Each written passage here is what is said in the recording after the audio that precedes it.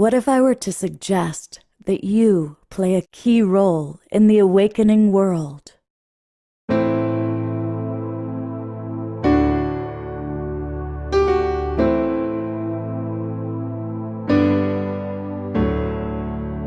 that you are watching this because you have heard the call.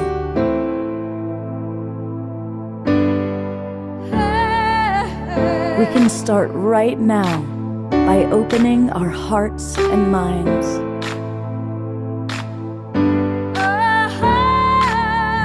Welcome to the awakening world.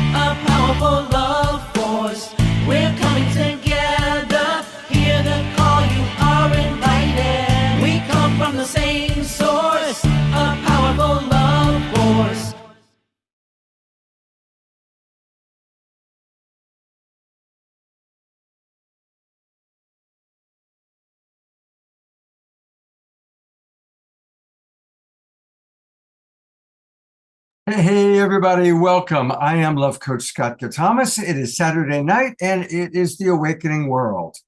And it's a really special show. You know, we began doing these shows at the start of the pandemic in 2020. And right away, we started working with World Unity Week and Unity Earth and the 99 days for global peace through global unity. We started meeting people like John Raymer and his beloved wife, Summer. And this is really exciting because every year we collaborate with these extraordinary people who have really become our dear, dear friends. And it's that time again. We are launching 99 Days of Peace Through Unity. And it all culminates on International Peace Week and then International Peace Day. And really the idea is for us to really spend this summer, for those of us in the Northern Hemisphere, summer, for those of you down below, such as Ben, wintertime, to really prepare for peace and to really make this a time of peace. So we have a beautiful show planned. And I was going to introduce John right away, but I don't want to stop him from doing the wonderful thing that he does, which is getting us out over the sign network. So I see him and I'm imagining he is furiously adding us to all of the different sine waves. So I'll go to you in a moment, John. Let me tell you some of the wonderful people that are going to be with us.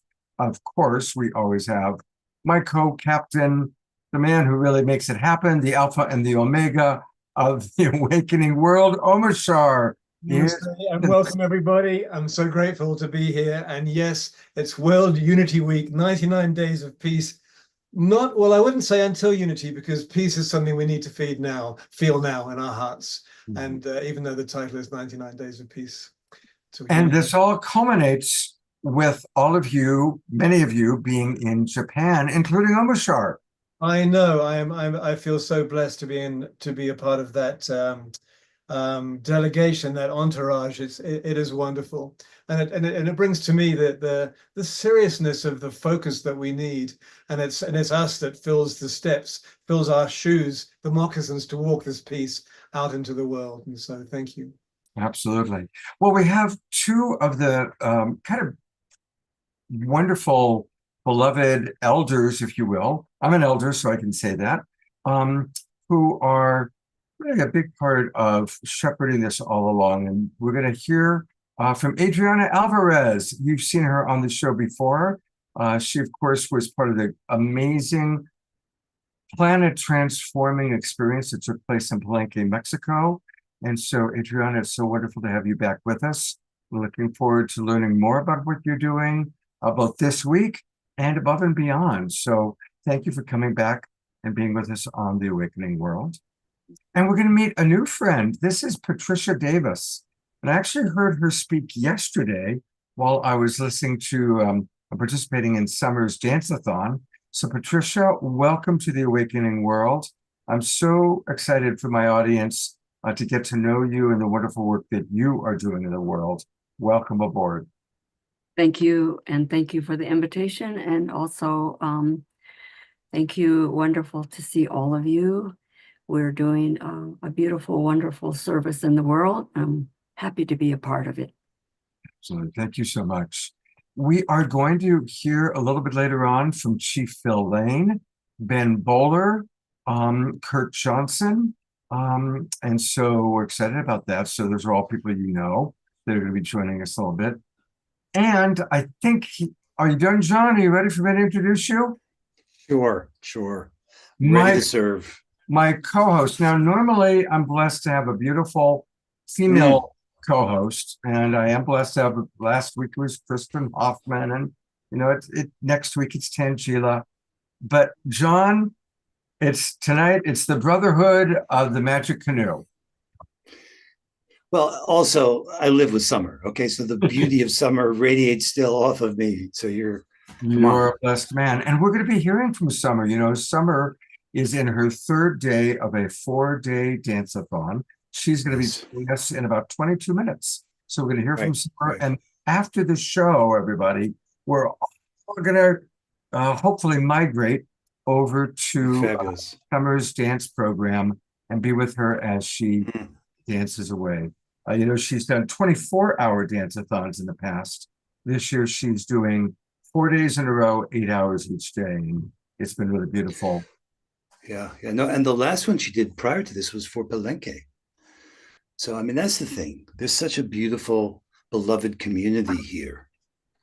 So many of us know of each other and have gone deep with each other. And so many of us are just getting to know each other. But there's a love and a trust and a recognition that this is our time. So, yeah, what's going on right now? We started World Unity Week. This is the 5th year with Unity Earth and the Sign Network and the Hague Center. And been building this platform on One World to host such convergences like this. And it was really amazing to see us come together again today. And even though we played that song, Kristen sang 99 Days of Peace Through Unity, which was from a couple of years ago, it was like I'd never heard it before. Because, wow, if there ever wasn't an urgency in the world for us to finally unite humanity to restore Mother Earth, that came out of Palenque. Those 5 words, for me, we need to find the signal in the noise. There's a lot of noise. But if we get clear on what that means for us, how do we pause and reflect? How do we unite and collaborate? How do we restore and rebuild? This could be the turning that we've all been praying for. So anyway, I'm thrilled to be your co-host, Scott. Share with us those 5 words again, Sean. The 5 words. Unite humanity, restore Mother Earth. And that was framed as a sacred covenant. And that came out of, this is a global pledge of unity. And actually we said we want people to make that pledge. And that starts a journey for them, those who go to the sacredcovenant.earth. And we've been using the tools to help weave together and figure out really how do we turn what we have into what we need. And we need innovative solutions. Doing more of the same, even with more feeling, isn't going to do it. What got us here won't get us there. We're in the new uncharted waters. But we've got the indigenous wisdom, which is timeless and is such a blessing. Now, if we can tune into each other and pause and reflect, I have faith. A reminder, and we did an entire show on this, of course, but for those of you who are joining us for the first time or weren't here for that particular show, strongly encourage everybody to go to sacredcovenant.earth. You can learn a little bit about what took place in Palenque, and then that's where you can learn about the pledge, and this is here where you make the pledge. And it's just beautiful to fill out this document. It's very simple to fill out, and it's our pledge that we can each take for honoring the earth. Now, it's Saturday night, and of course, every year for 5 years now almost, we've been doing a show, and we always have amazing music. Now, we always have Omashar with us. He is our house musical artist. But John, we've got a really special guest tonight. Yes, yes. I saw her perform, I guess about a month ago, 6 weeks ago, and my friend who was with me, Jessica, and I were just blown away. And I was like, oh, please, may she agree to be on the Awakening World, and she agreed. So it's my honor to introduce our Awakening World Global Peace Tribe audience to Adrienne. Welcome. Hi, everybody. Can you hear me okay? Yeah, you're tad soft. Oh, I am? Okay, well, I'll Well, talk when louder. you got to the better than the microphone, yeah, you were good. Yeah. Well, thank you so much for having me. I'm really appreciating this beautiful invocation, and I'm really grateful to be here. And I'd love to share this first song with you all. That's it's called All In. I wrote it when I fell in love with my husband. But what it has become for me over these many years is actually a story of the divine feminine and the divine masculine coming together and finding each other in unity, which, it's not about male or female. It's just about these principles of being, that as we find unity with one another, we find unity with the earth, and we find that we are one with one another. So join me on this musical odyssey through all these different, we get to go through all these different animals in these different places. And it's a cool little journey we can go on together. So here it is. And one of the things you'll discover, Adrienne, is Yeah. members of our audience tend to move and groove to the music. So All we're right. spotlighting you and also spotlighting them. And Great. again, thank you for being with us. All right. Well, yes, please move and groove if you feel inclined. All right.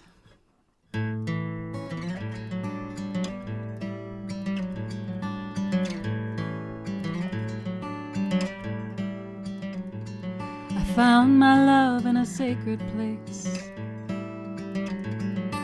floating like an otter out beyond the waves.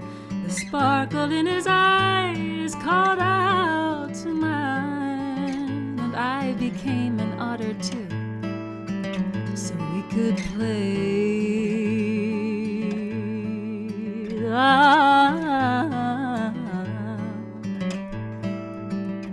So I swim and I say my prayer.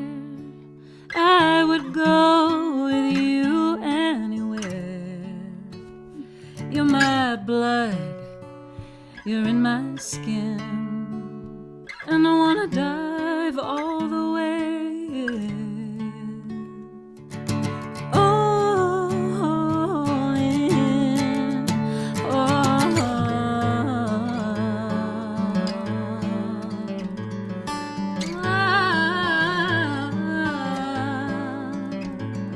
my love grew wings and he took the sky.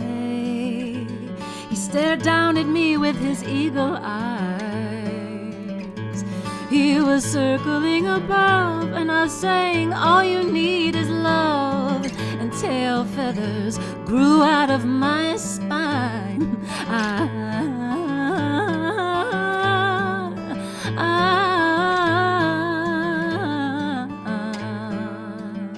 And so I fly, yeah, I catch the wind. I'm so ready for my life with you to begin. But love's plan, it is what it is. Oh, I wonder, love, will you let us in? All in,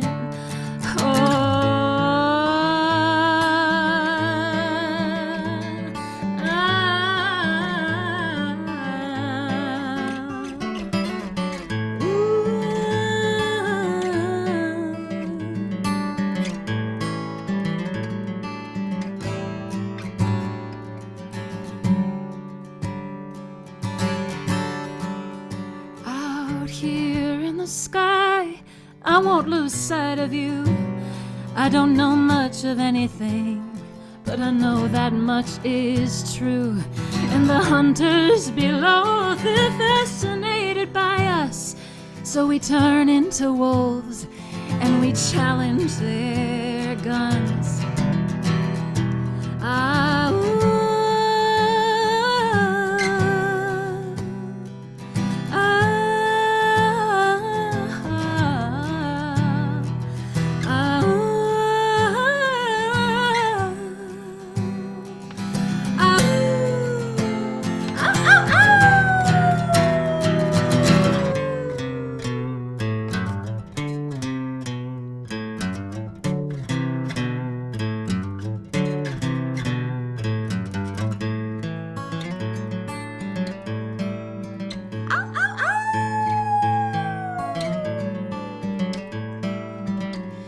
My love ran off into the woods alone. Rain fell hard as I howled at the moon. In the morning sky was clear and I felt my lover near. 2 legs, 2 arms, 1 heart, 1 home. 1 heart, 1 home.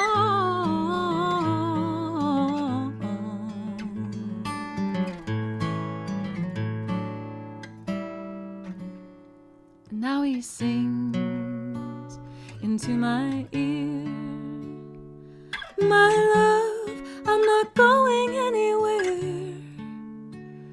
You're my blood, you're in my skin. So I made a deal with love, and now she's gonna let us in. All in, all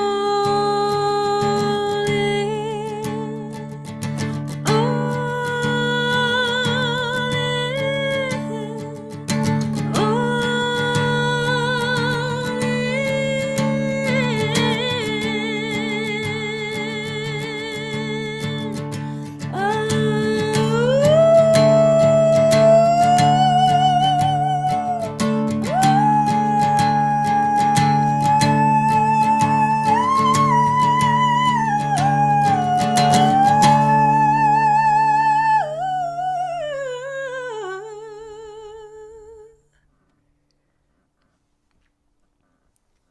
Thank you. Oh, oh my God. One of the Wow. one of the things we do, Adrienne, is we like to read some of the comments Wow.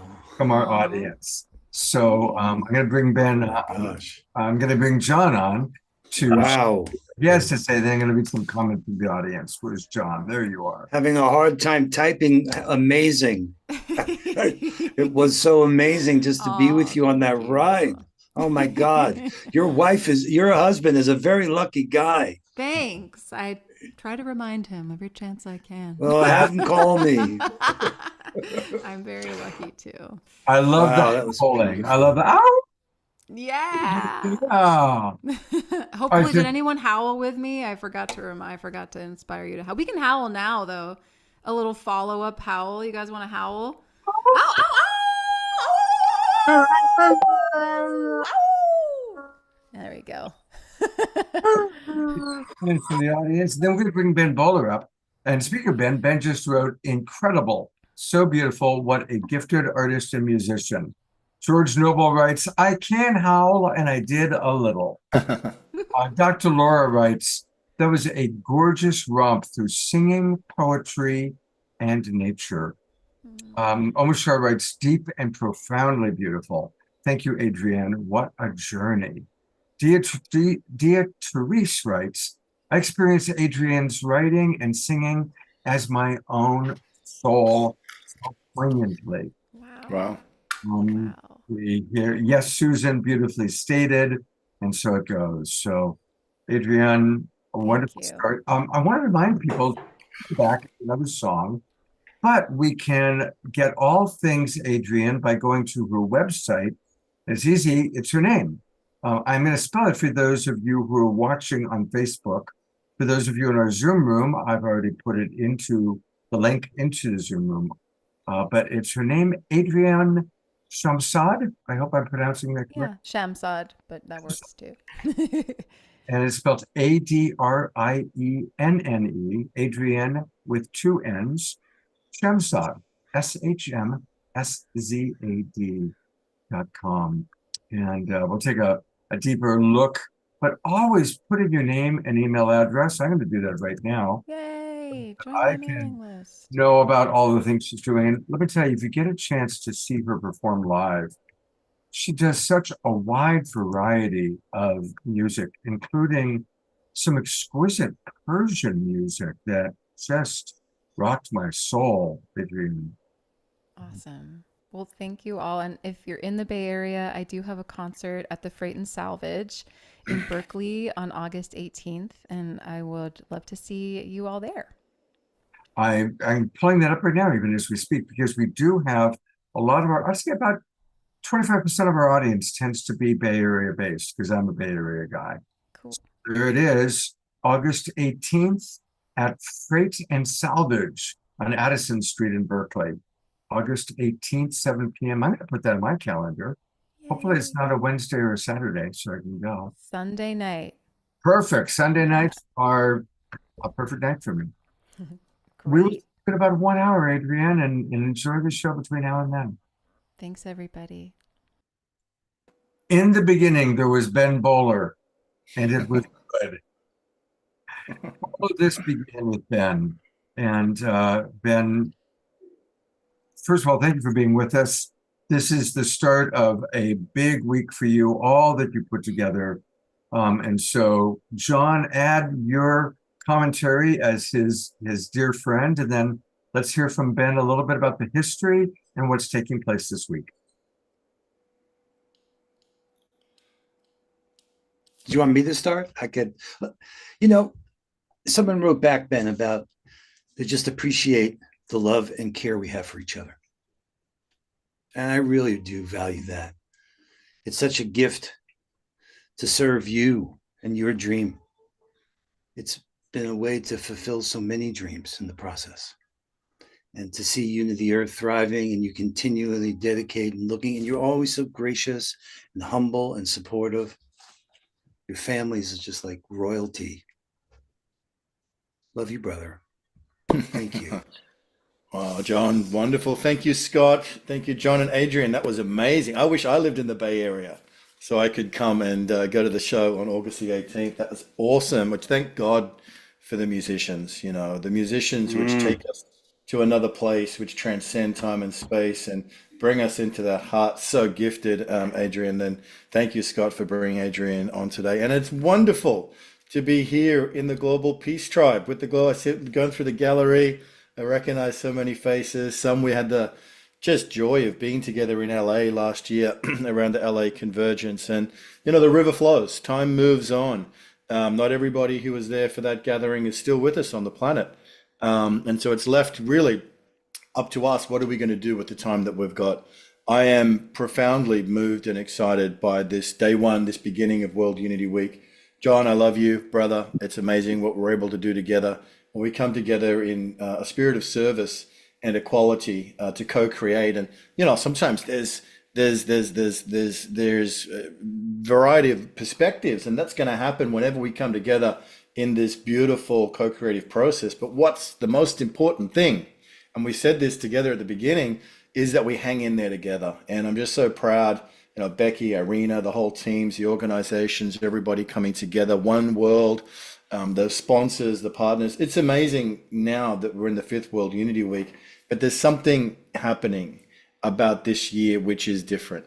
And you'll hear John talk about the co-creation circles. We're organizing. We're learning to organize more effectively. We're getting better at this. We're learning by doing, by practicing.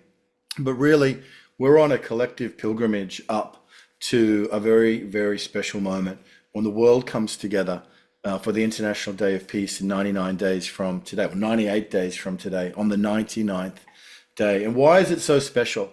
You know, we feel that many of your community, Scott, may have heard Ava Madison's last message, which was recorded on a Unity Earth weekly call before she transitioned a few years ago. But she left us a message saying, sometimes an opportunity comes along that's so special, it's so precious, it's so amazing. And if you miss it, it's gone for a very long time. Well, I feel like she's talking about now and this build up over these next 99 days. There's something happening this year, the emergence of the Hollow movement, the flourishing of One World, the rise of people's willingness in the broader community to be open to hearing messages of peace, stories of peace, strategies for peace, songs of how we can move forward collectively as a planet and as local communities and as nation states and everything in between. There's something happening now.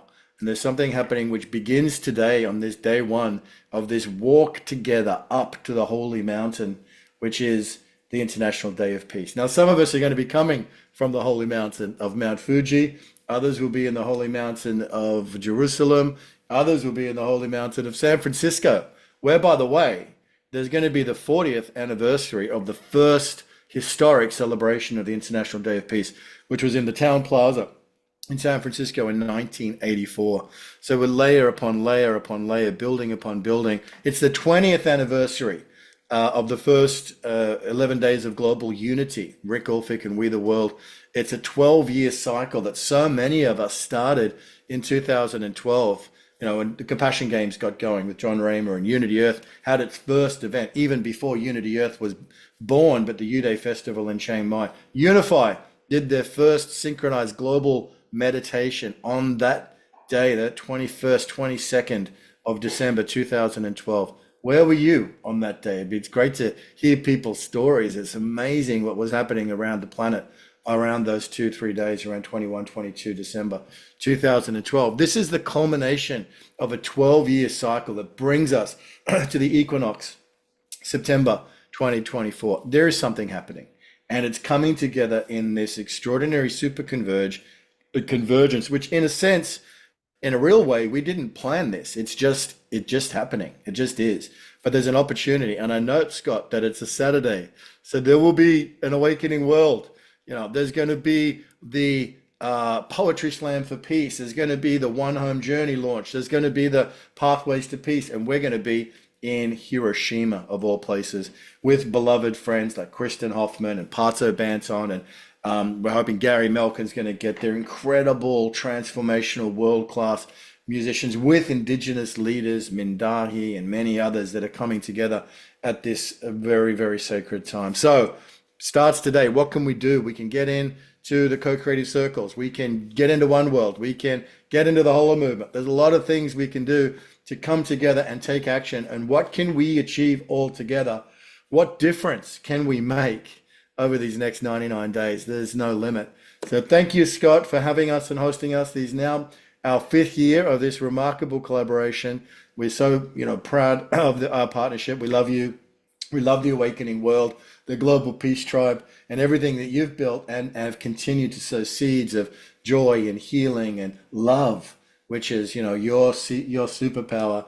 So thank you, brother, for everything that you bring to the field. And all together, we can take this dance and dance the dream all the way up to the Holy Mountain in September this year for the global broadcast, which last thing I'll share, it's Unite for Peace is the name of the global broadcast from Hiroshima and around the world. And there's going to be incredible coming together, and it's up to us to make sure that millions of people are tuning into it, are aware of it, and are getting activated on that day. It's our clarion call. It's the bell heard from Hiroshima and around the world. So thank you for giving us an opportunity on day one to share about that as we begin this pilgrimage together. 2 quick questions. A thought and a question. You might have recalled that Avon was on Saturday Night Alive just before she passed. Yeah. And I think it was her last kind of public presentation. Yeah. It was very meaningful. We still have that recording, which we played a couple of times. And then for this week, for all of our people watching, where's the best website for people who haven't already registered to go register and learn about what's going on? What's the best? There's a couple of places. We'll get it all in the chat here, but thanks for bringing up, and we'll give you the websites. But thanks for bringing up Avon's appearance on Saturday Night Alive. I think it was back then, Yeah. because that was historic. Not only was it the last time that Avon was in a public forum, perhaps, but it was the first time she was on a program with Jeremy Gilley. And Jeremy Gilley was the one who, through his efforts and his activism, got Kofi Annan to secure the date of September 21 in the year 2000. And that's documented by Jeremy's movie, Peace One Day. So before then, the International Day of Peace from the 80s was sliding all over the calendar around September. But between Avon and Jeremy is the incredible co-creation. But they came at it through slightly different approaches. So having them together on your show, Scott, was a deeply beautiful, healing, and transformational moment. So thank you to the Awakening World. You can go to worldunityweek.org and you'll find schedules and different things. And you can go to oneworld.earth and you'll see a whole bunch of different activations, missions, events connected to World Unity Week. So you've got the oneworld.earth website, which Scott's showing you there. And then the other one where you can find the broadcast schedule is at worldunityweek.org. So both those places have got different resources. They'll all lead you into the field of World Unity Week. Thank you, brother.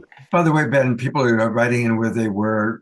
We had people who were in Egypt, Atlanta, Hawaii, at those different times when you asked where people were on that incredible day. Yeah, amazing. And as we transition, because we're going to go from one person that we love to the next, but I thought you might want to stay on for one moment because we all love John Raymer. And John, we know, is a blessed man because he's married to this incredible woman. My gosh.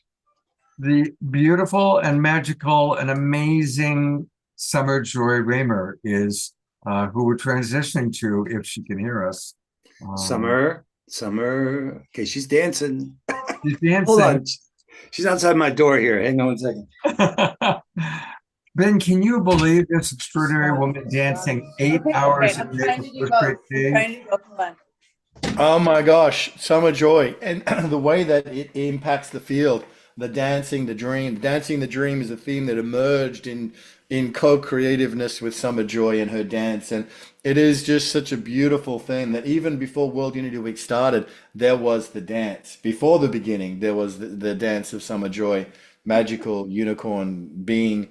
And that dance, which just brings like a pulse and just seeds the field with the energy and the enthusiasm and the joy and the devotion and the fun that Summer brings into her dancing. So what a perfect way to begin and to have Summer Joy here. Yeah, Scott. Summer, are you there? Hi, I'm in 2 places at once, so it's a little complex. I just turned the volume up for everyone dancing in my Zoom room, so I'm just leaving them with Jacob Collier while I come visit you all. Hi. Hey, while we've got Ben here, there's a question for all of you, really, from Dr. Laura. And that is, during World Unity Week or during Summer's Dance, is there going to be a worldwide mass meditation for peace? Yes. Is there going to be a particular moment for that? Absolutely. In September, a big part of that whole broadcast is going to be about somewhere between 10 to 12 hours of content around the world on that day. And there's going to be multiple opportunities for reflection, for mass meditation, for music, even for silence together in prayer as we really touch on all nodes. There'll be music, there'll be messages, there'll be events, there'll be celebrations, and there will be synchronized meditations as well. So it's going to include all those aspects and those parts that make up the interwoven whole. Thank you, Dr. Laura, for a great question. Yeah. And I just wanted to add in, so we're in the 4th hour of the 3rd 8 hours of Dancing the Dream. And it's not just dancing. It's also quiet spaces. And it's kind of whatever it is that you need when you come into the space. The music at this particular moment, when I left the opening ceremony of the beautiful Theta Phoenix, leaving us in an incredible place of sublime, I would say I brought that in, that harmonious heart coherence that she so beautifully brought to the opening ceremony into this space. that I'm currently sharing with Jacob Collier, the fourth volume, which is also sublime. So it's not just sublime and high joy, it's also quiet, soft, soothing music. And this particular mix has words of Thich Nhat Hanh, Dr. Martin Luther King. There's, quiet Gary Malkin music. There's Kristen Hoffman's 99 Days of Peace Through Unity, but it's like a lot of different colors and shades. And you can come in and you can take rest. Scott Katamas has actually slept with me dancing by his side, and anything goes. So coming in and bringing your intentions into that space is a global collective space that is held for 8 hours. And we're going to reach 24 hours total by the end of this one, and actually making history tomorrow for a total of 32 hours during these 4 days. So yeah, You're it amazing, just Summer. Yes, really, is. Hey, all of us are doing our part, and this is my part in the dance, weaving the golden thread with all of you. So yes. Wow. Yeah. And so we're all, after the Awakening World, we're going to hopefully all migrate over to your amazing dance-a-thon. I've put the link into the chat box where people can go over there as soon as they want, learn all about it. And remind us, what time will you be dancing tomorrow? What are the 8 hours tomorrow? Yes, I'm just checking on the dancers. There's like 12 people in my Zoom room right now dancing it up from all over the world. Yeah, so time. Okay.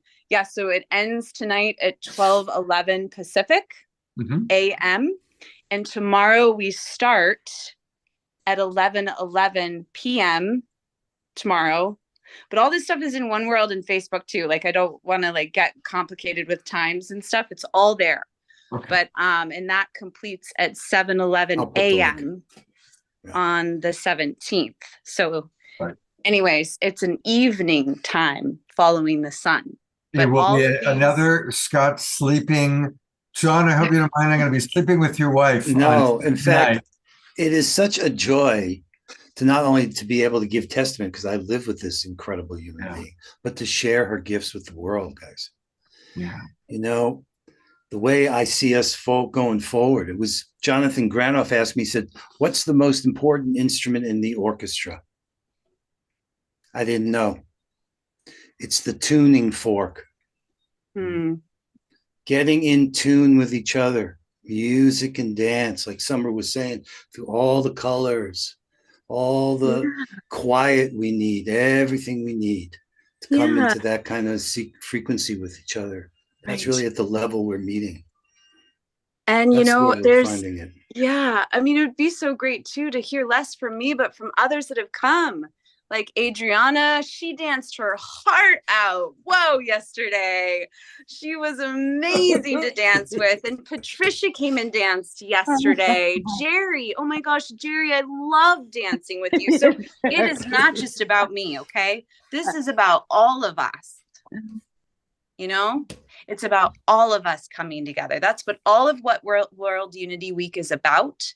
It's what the 99 days are about. It's what Kristen Hoffman is about. It's about the great poolers of the universe. Yes. Scott Katamas is one of the great poolers. Ben Bowler, great pooler. So come and dip in the pool with us of joy for the world. Then I'd love to invite the wild Abbott Jerry and Patricia and Adriana, each unmute yourself and share a little bit about what it's like coming in and dancing with Summer online. What's that like for each of you? What do you experience? Or what's a tip you can share with our audience, and also maybe some appreciation for Summer at the same time? Absolutely. Oh my God. Thank you so much, Sister Summer. It was just in the beginning, I came for the event. I was sitting in front of my computer, and I started to feel the pull of Summer's energy, and then Jerry came and started to dance. Oh my gosh, he had such a groove, and all of So this, good. and we just had to stand up and started to move and jump and connect. I mean, it's amazing the connection we did heart to heart through our hands, through our eyes, through the music, the beautiful music that you're playing through your beautiful energy, radiant summer sunny energy. Thank you so much, sister. You just made my day yesterday. I couldn't stop laughing as I was I was at the same time, I was 2 hours. I just couldn't stop laughing and jumping and doing everything my body wanted. And I just thank you, because it is totally, it is a ceremony, a ritual of joy in the garden of joy, just seeing those seeds of joy flourishing and being able to taste the fruits of that radical collaboration. Because when I see your necklace right there right now, Yes. I can feel those lines getting all the way back to Palenque. That is Yes.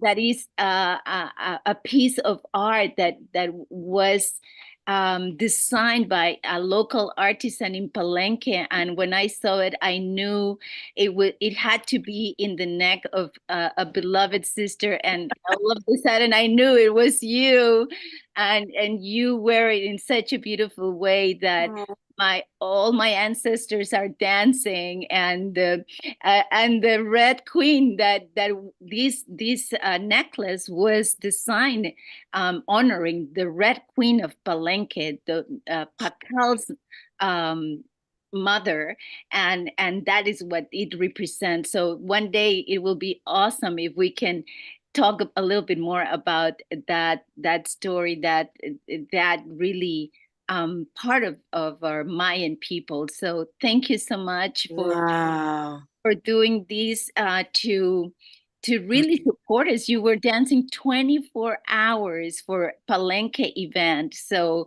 we couldn't be more thankful to you. Thank you, Summer.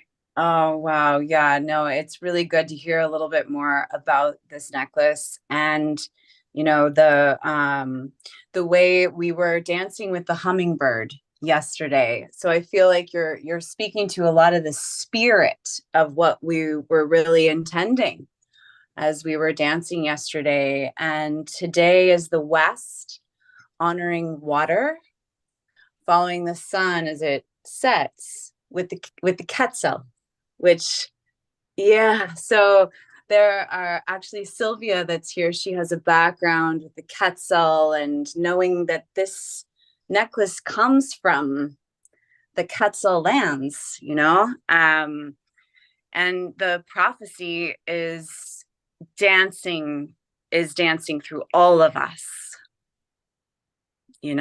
so yeah. And Patricia came, and Omanshar too was dancing with us in his garden, watering flower. I mean, seriously, everything can happen in this dance floor, right, Omanshar?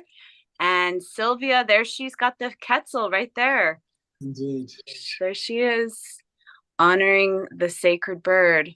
Let's open it up. If Omshar, Jerry, Sylvia, or Patricia, give us a thought. What's it been like, or anything you'd like to share with our audience about dancing online in the Garden of Joy with Summer? Well, I have to say, she made my day yesterday too, because I'm a crazy nut about Jacob Collier. I got a chance to see him live on my birthday, which is Earth Day. But the crazy thing was about Summer yesterday was she was dancing in the rain, soaking wet. Yes. And didn't slow down at all. No. So it's been real fun. Thank you. Yes. It's so amazing that you say that too, Jerry. I want you to know that John and I went to see Jacob Collier on his birthday too. So Jacob Collier has a way with tapping into these, incredible superheroes tapping in. I love that. That's incredible. And Patricia, what about you, Patricia? Well, we know that dancing is an expression of our balance and harmony within all of creation. We all know that. We feel that. And so I was born into dance. Was born into hearing chanting and drumming. So I remember that my elder brother was a senior in high school, and he would practice the jitterbug when I was very young. And some of you may remember that 33 record called Corina Corina. So I've been dancing 60 years, people, 60 years.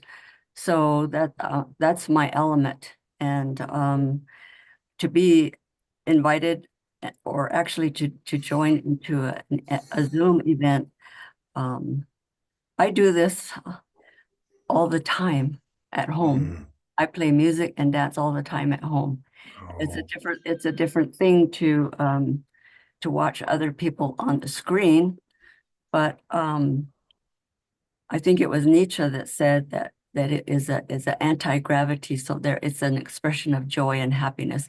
And Summer, you certainly embody that, and you inspire that with all of your viewers. And I'm so happy that people are joining you from all over the world, because it is music and dance that will unite us, and that we will feel that love and peace within us.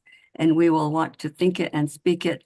And we will want to, we have a round dance. It's called a friendship dance. We hold hands, and I could just say that you may have heard of a American Indian powwow. Well, there's all kinds of dancing, and that's together, and that fits right in with this global peace tribe. So let's enliven it. Let's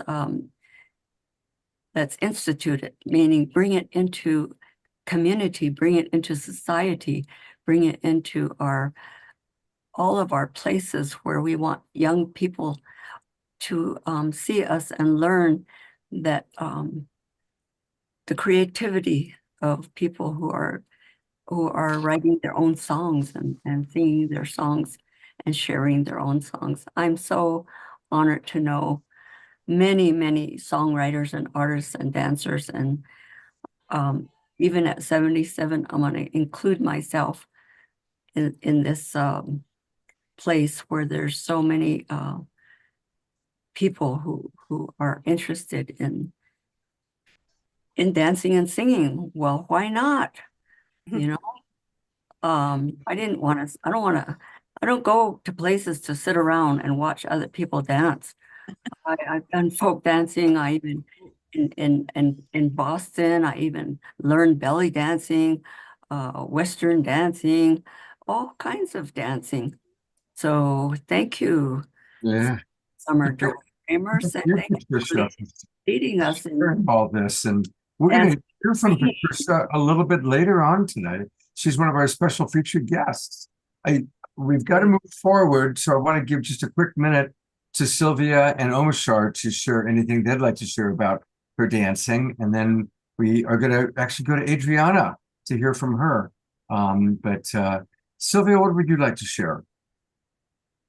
Thank you, Summer. It's a sacred privilege and blessing and support to be part of this precious community that you're evoking with all of us. And I will post an article about the Quetzal, a beautiful, hopeful article about the Quetzal in the chat for everyone. Great. Yes. And she has the music, just so you know, she's in the Zoom room right now. I can hear the song your life is sacred. She's in two places at once, like me. Yeah, thank you, Sylvia. And I wanted Patricia to know that we have another bowl. It's next to my computer, but it has we had thunderstorms today on this day representing water to the west, following the cardinal directions. And I put agates, as you know, Patricia, about agates, because I gifted you one when you were here. I put 4 agates and let the rainwater just fall into the bowl, and some sacred salt from the big island of Hawaii to hold these 8 hours as we're really honoring the Dene cardinal directions way. And these bowls, Ben, just so you know, these bowls are from Japan that were her sisters, right? Your sisters. It has Mount Fuji on the bowls. Just pointing that out. As we are going to Mount Fuji at the end of the 99 days, we are one. We really are. Well, Summer Joy, thank you so much. I want to let people know that we can support this amazing woman. And it's so important for us to support all of our friends that you see here. And she has a Patreon page. And I'm one of her Patreon. I was your very first Patreon, actually. Thank you so much. It's fun. It's again, go to patreon.com, Garden of Joy, and that's where we can support her. And she always has wonderful posts and videos, and it's all about joy. And thank you for bringing so much joy. And John, as we're going to transition from Summer to Adriana, but what can you add as her husband? What's it like being married to this amazingly wonderful, joyful woman?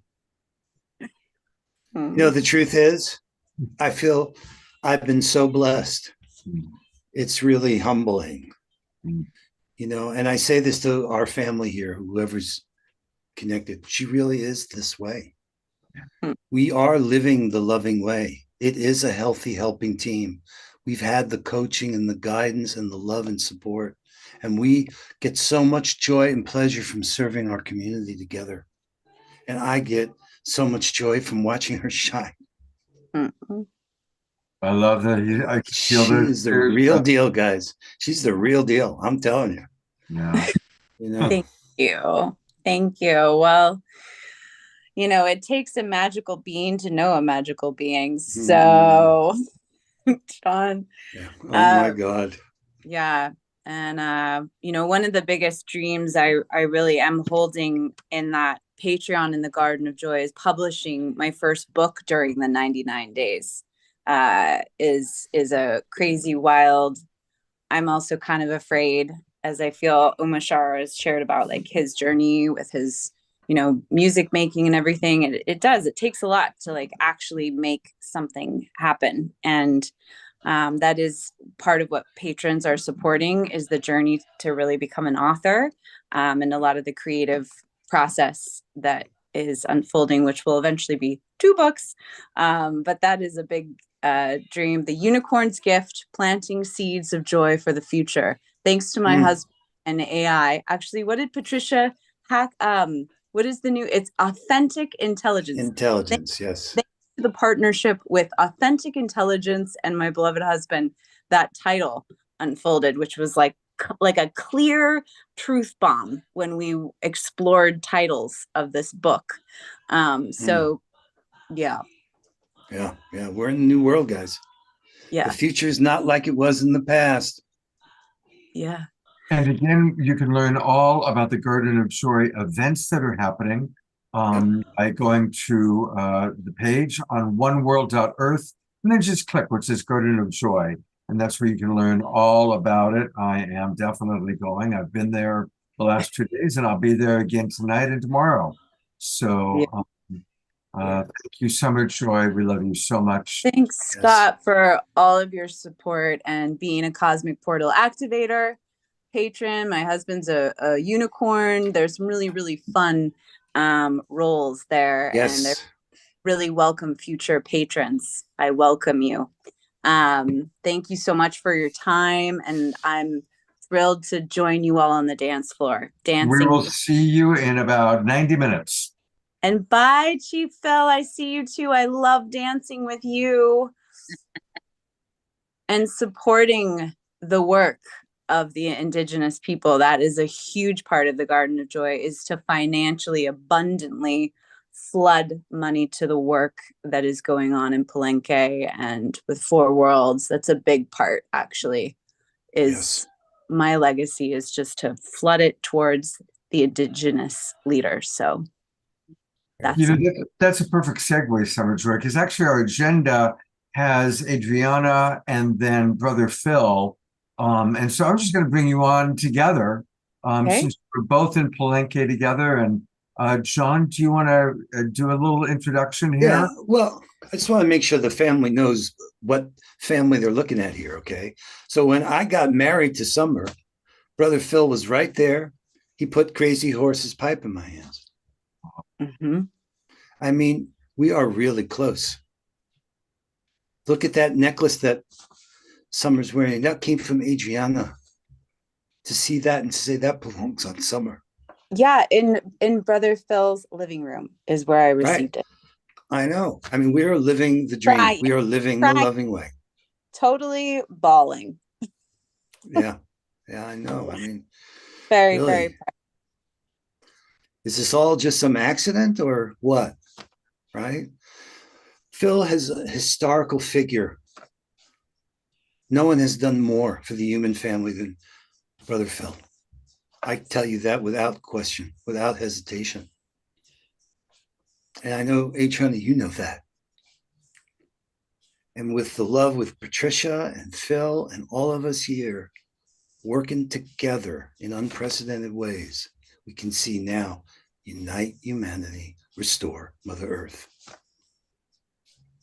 Look at all those posts Brother Phil's been putting in One World, all that wisdom he's been sharing, years and years of what he carries. He makes available to all of us to enrich our lives, to enrich those around us.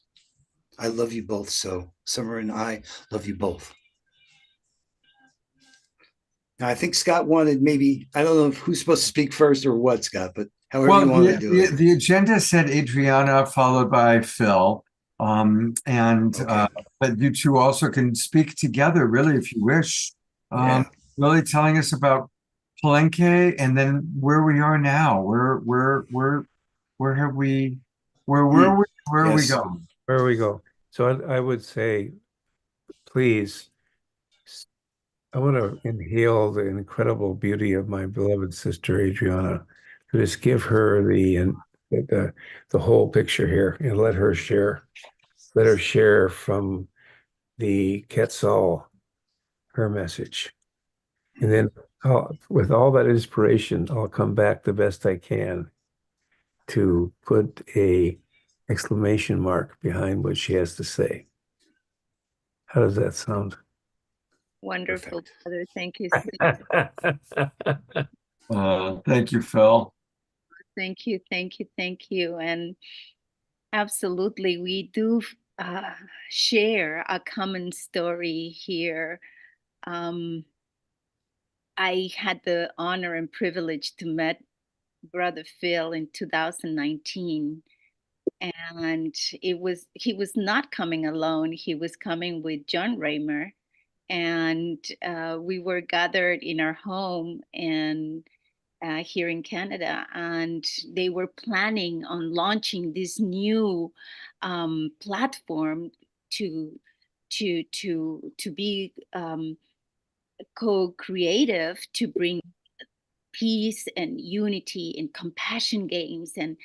And my beloved, very beloved brother, Adil Kassam, told me, sister, I need to attend these very beloved brothers that are coming to bring forth this new platform that we're working together. And I said, brother, please just focus on what you need to do. I'll just be your staff. I'll just help you, whatever you need. So they were planning and designing the platform and everything that they wanted to do. That was 2019. And at the end of the 3 days of their gathering, Brother Phil asked me, so sister, what is it that you do? And I told him about La Ventana Palenque.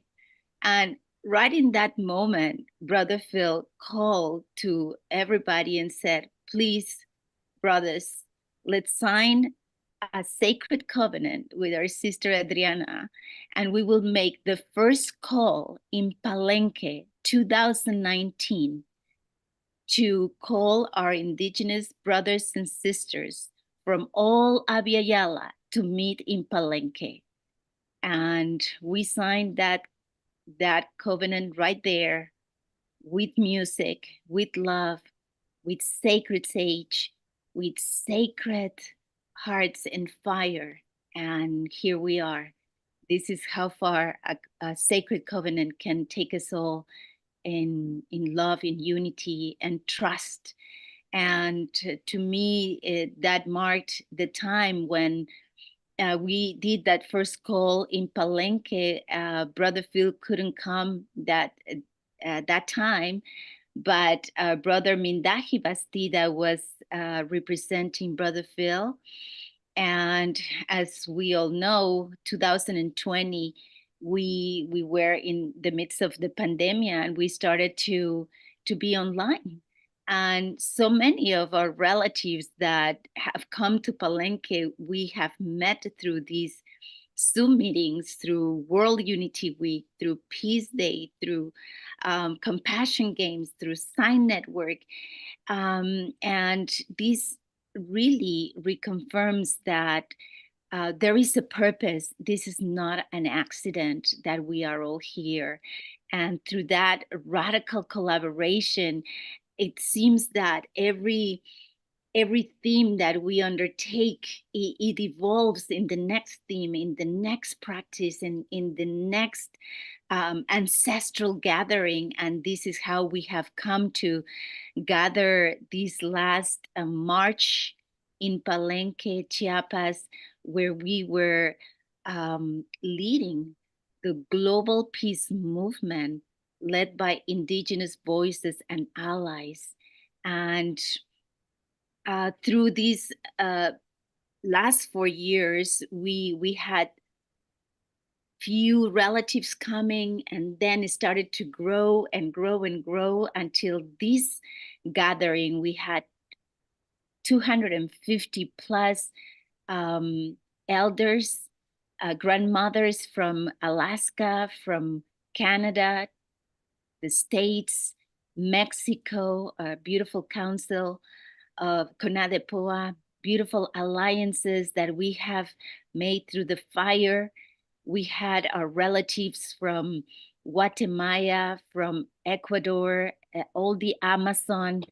They came all the way to Palenque, from Bolivia, from Argentina, making the prophecy to manifest in so many ways. And this whole movement, as my beloved brother speaks about, has brought us together and align us with our visions and missions as indigenous peoples, as allies, and then understanding that we are all in such a alignment, in such a synchronicity, making these happenings, these gatherings, making us evolve into these sacred covenants. Because when we listen to our elders, we understand that their message, it's exactly the same. Unite humanity and restore Mother Earth. Every one of our elders is reminding us that, to awaken that sacred call and put it in action. So as a result of that beautiful gathering from March 17th to the 23rd, when we didn't even know if it was going to happen. And actually today we spent a beautiful 2 hours in a ceremony of gratitude, where all our relatives who contributed with little resources or bigger resources, with their volunteering, with their organizing skills, with their hearts, with their thoughts, with their prayers. They were holding us to really be able to accomplish this sacred call. And we were so happy to listen to our relatives from the Condor Energy, our relatives from the South.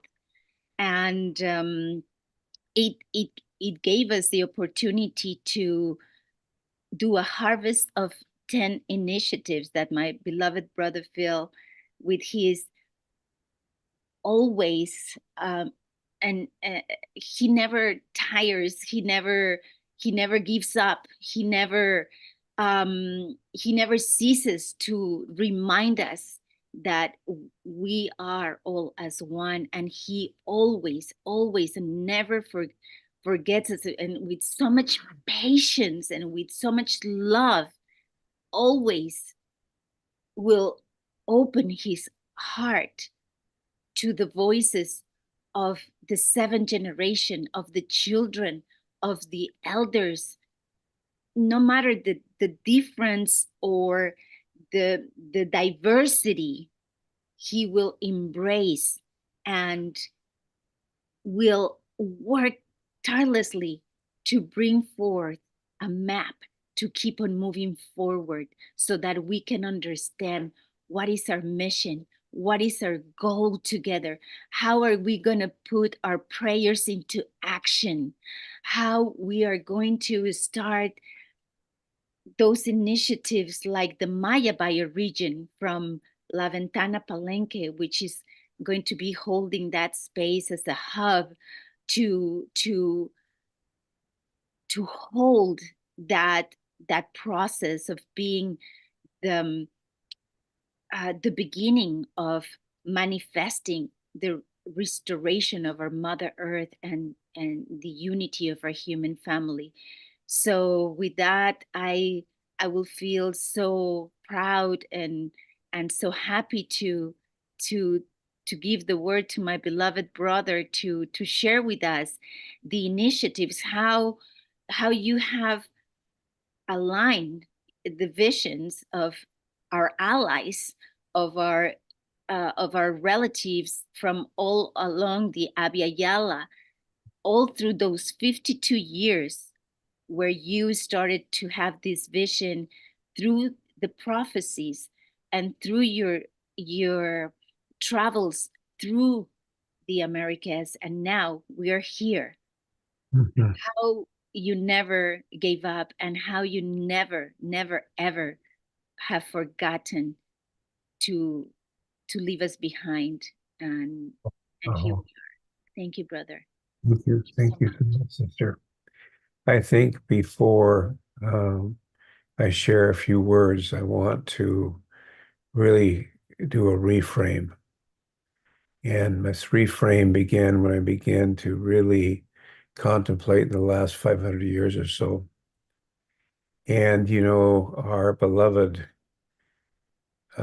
elders and those who walked the path before us always did the best they could to walk a good path in respect and honor of the Creator's teachings. And we knew the Creator was an ever-loving, kind, compassionate, all-knowing, ever-forgiving power.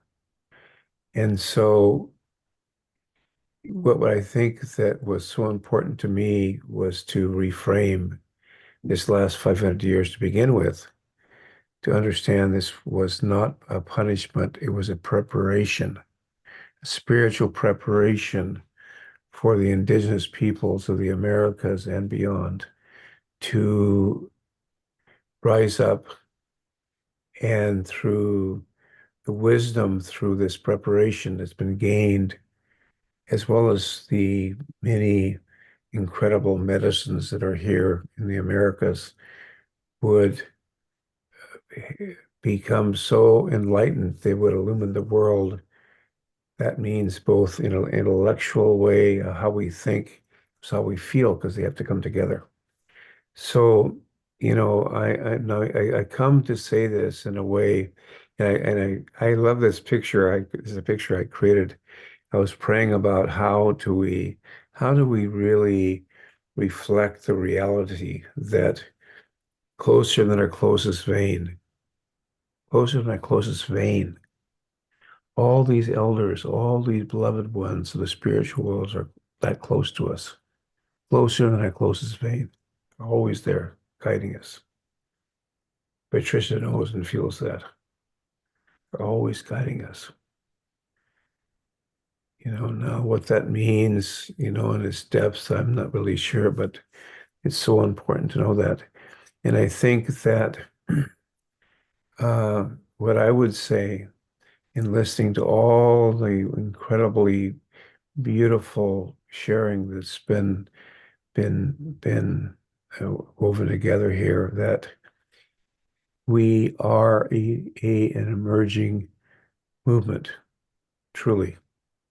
And that was what was birthed at Palenque, an indigenous ally-led global peace movement beginning here in the Americas, because the elders were very clear that they felt it was very disrespectful to go to somebody else's home and tell them how they should live in justice, tell them how they should be, tell them how they should live when your own home was corrupt, falling apart, and no example to anybody.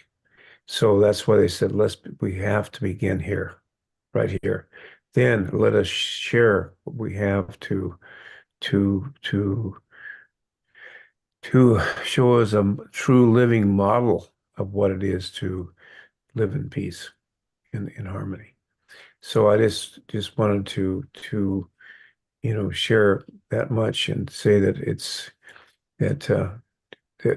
so important that as we're here together, and it means all of us, to know that this old earth suit, this thing's gonna go back to the dust. We're not an earth suit. Really, all this whole thing, there'll come a day when you say, well, Brother Phil passed away. What happens, all this physical part just goes back to Mother Earth. That's where we came. But the main thing is this spiritual dimension of ourselves, our soul. That sacred part of ourselves that is really the whole purpose of being here, and that's to grow spiritually, be more kind, more loving, compassionate, wise, just. So those are some things I'd just like to share at this time, my dear brother Scott. I just feel that we're at this incredibly, incredibly powerful time in the transformation of human history. That all of us together are truly, truly intimately involved in this whole thing. And that all our ancestors, all those souls that are connected to who we are already together in the other side camp, in the other spiritual worlds to come, celestial worlds, what do you want to call them, are already communicating, already know each other. And so above, so below. And so, what that means, in terms of that communication is going on way above our human understanding, or even our spiritual understanding at this point, I don't know. But it's happening. Aho. I can kind of get, brother, I can kind of get carried away. And I love you. I love everybody here. Brother Phil, how can we all, what is your advice for us on a daily basis? What can we do to create this vision that you have of a world of peace that you and Adriana and John are creating, and everybody here is wanting to create? What can we do on a daily basis? Well, I would say this. First of all, wake up and welcome to the world a sovereignty, ancient, imperishable, everlasting, unique soul, which is ourself, to this another day of this gift of being in this life, whatever the circumstances might be. And that your purpose during that day is to be as peaceful within yourself as you can and to others.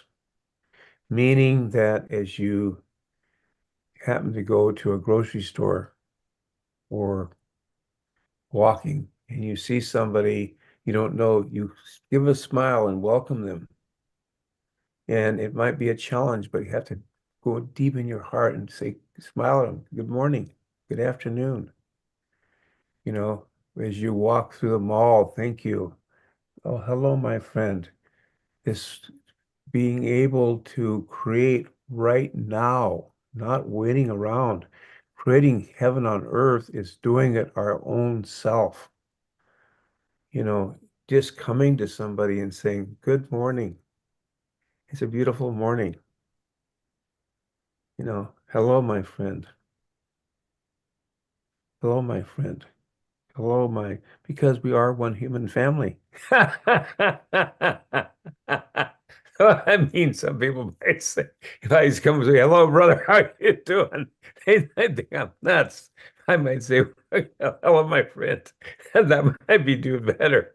But anyway, that's what I'd say, brother. It's just simply that love, you know, that you exude that. You always exude that, Brother Scott. You exude that, you know, that openness. And I think that's. Thank you. I'm gonna bring Adriana back on for one last moment. I want to keep Phil with you too, and of course our beloved co-host John.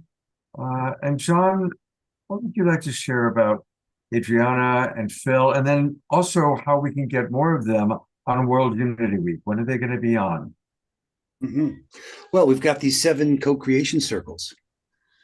So, I mean, this is really serious, Scott. I mean, you know what Patricia would say? Stop denying the oneness. Stop denying the oneness. We need to grow up, awaken, and remember.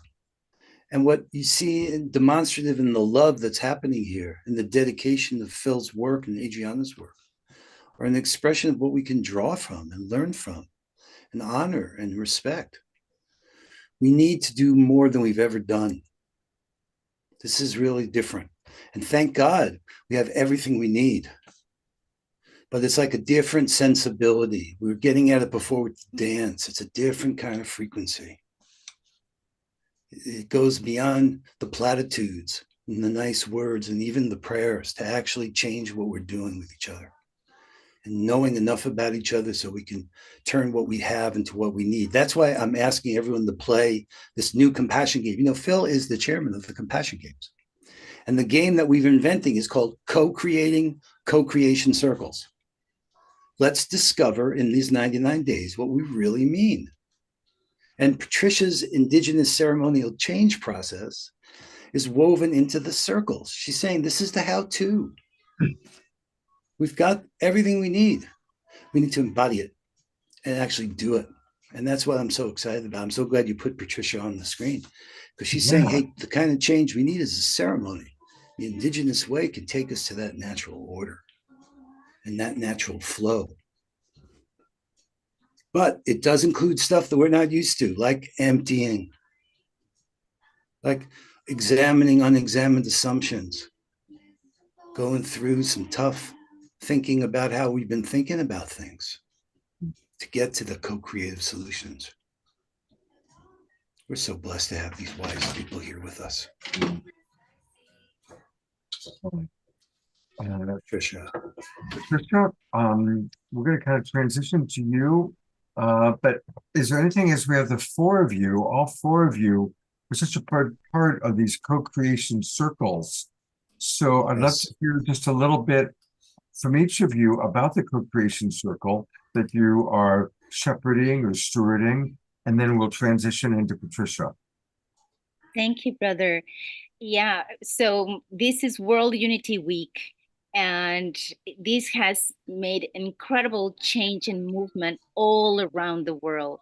What Brother Phil has been doing all through the Americas, it's developing, building bridges, and we're going one continent after the other one. So we are putting our hearts and our minds together. So what we would love to invite you all to join us, to play the game, to do the co-creation circles and practice our way to co-creative solutions and to find the ideal state. So all of you who are listening or who would like to play this game, we invite you to engage, because there is a whole way to learn how to play this game. Our beloved sister Patricia Davis has done an amazing work to put all the game, the Sequence. the sequence of the game, and we can play it and we can heal as we play, as we do it together. So that would be my invite of tonight, to join us. And I know that Brother John has there the link where you can learn all the teachings from our beloved sister Patricia, which will be perfect that you read before coming to play, because this is not a game of guessing. It is a game of understanding, or of embodying the understanding. Where are we? Where are we as human family? What is our stage and what we have to change? If we keep on doing the same things over and over, and we are not going to see the change, because this is where we are right now. If we want to change, we have to really engage in this understanding on healing what we call the wetico. Right, brother? Right. The mind virus. Welcome, and we invite you to play the game of love. Thank you so much, Adriana. And Brother Phil, any last words you'd like to share with us? I'm just so pleased to hear your sister Adriana, her beautiful wisdom and articulation, that I feel part of this whole process because of what we've been through over these last years and what we learned from each other. So I feel very uplifted by what you shared there, sister. And I think that the bottom line is this, is that we have initiated the sacred eighth fire in the sacred prophecies of the Reina, the Condor, and Eagle in their fourth and final stage. An indigenous and ally-led global peace movement began in the Americas. And with that, the initial 10 initiatives that emerged from the sacred eighth fire, including, of course, the one which is articulated global peace movement, but then the return of all the sacred sites of the indigenous peoples of Mexico to their ownership, so they can be used again as a sacred sites to really enliven and move Mexico from a place known as a cartel state to one that's known for great spiritual beauty and enhancement. You can imagine thousands of indigenous people dancing these holy and sacred sites. 4 more recommendations have to do with water, fresh water issues. And these are based on the work of Douglas Tolshin. And this is so important. Right now in Mexico, they're having these incredible water issues. And so we've come through with our partners there in Mexico with a understanding that you cannot resolve these issues in Mexico with 33 different states, United States of Mexico, of course it's called, 33 different states with really their borders cutting across all these different watersheds, people fighting over the same watersheds.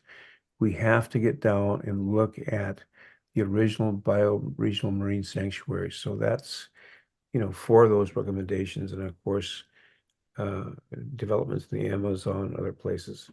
So I don't want to go on too long here. I've got on quite a bit, but this is real. This is not a dress rehearsal.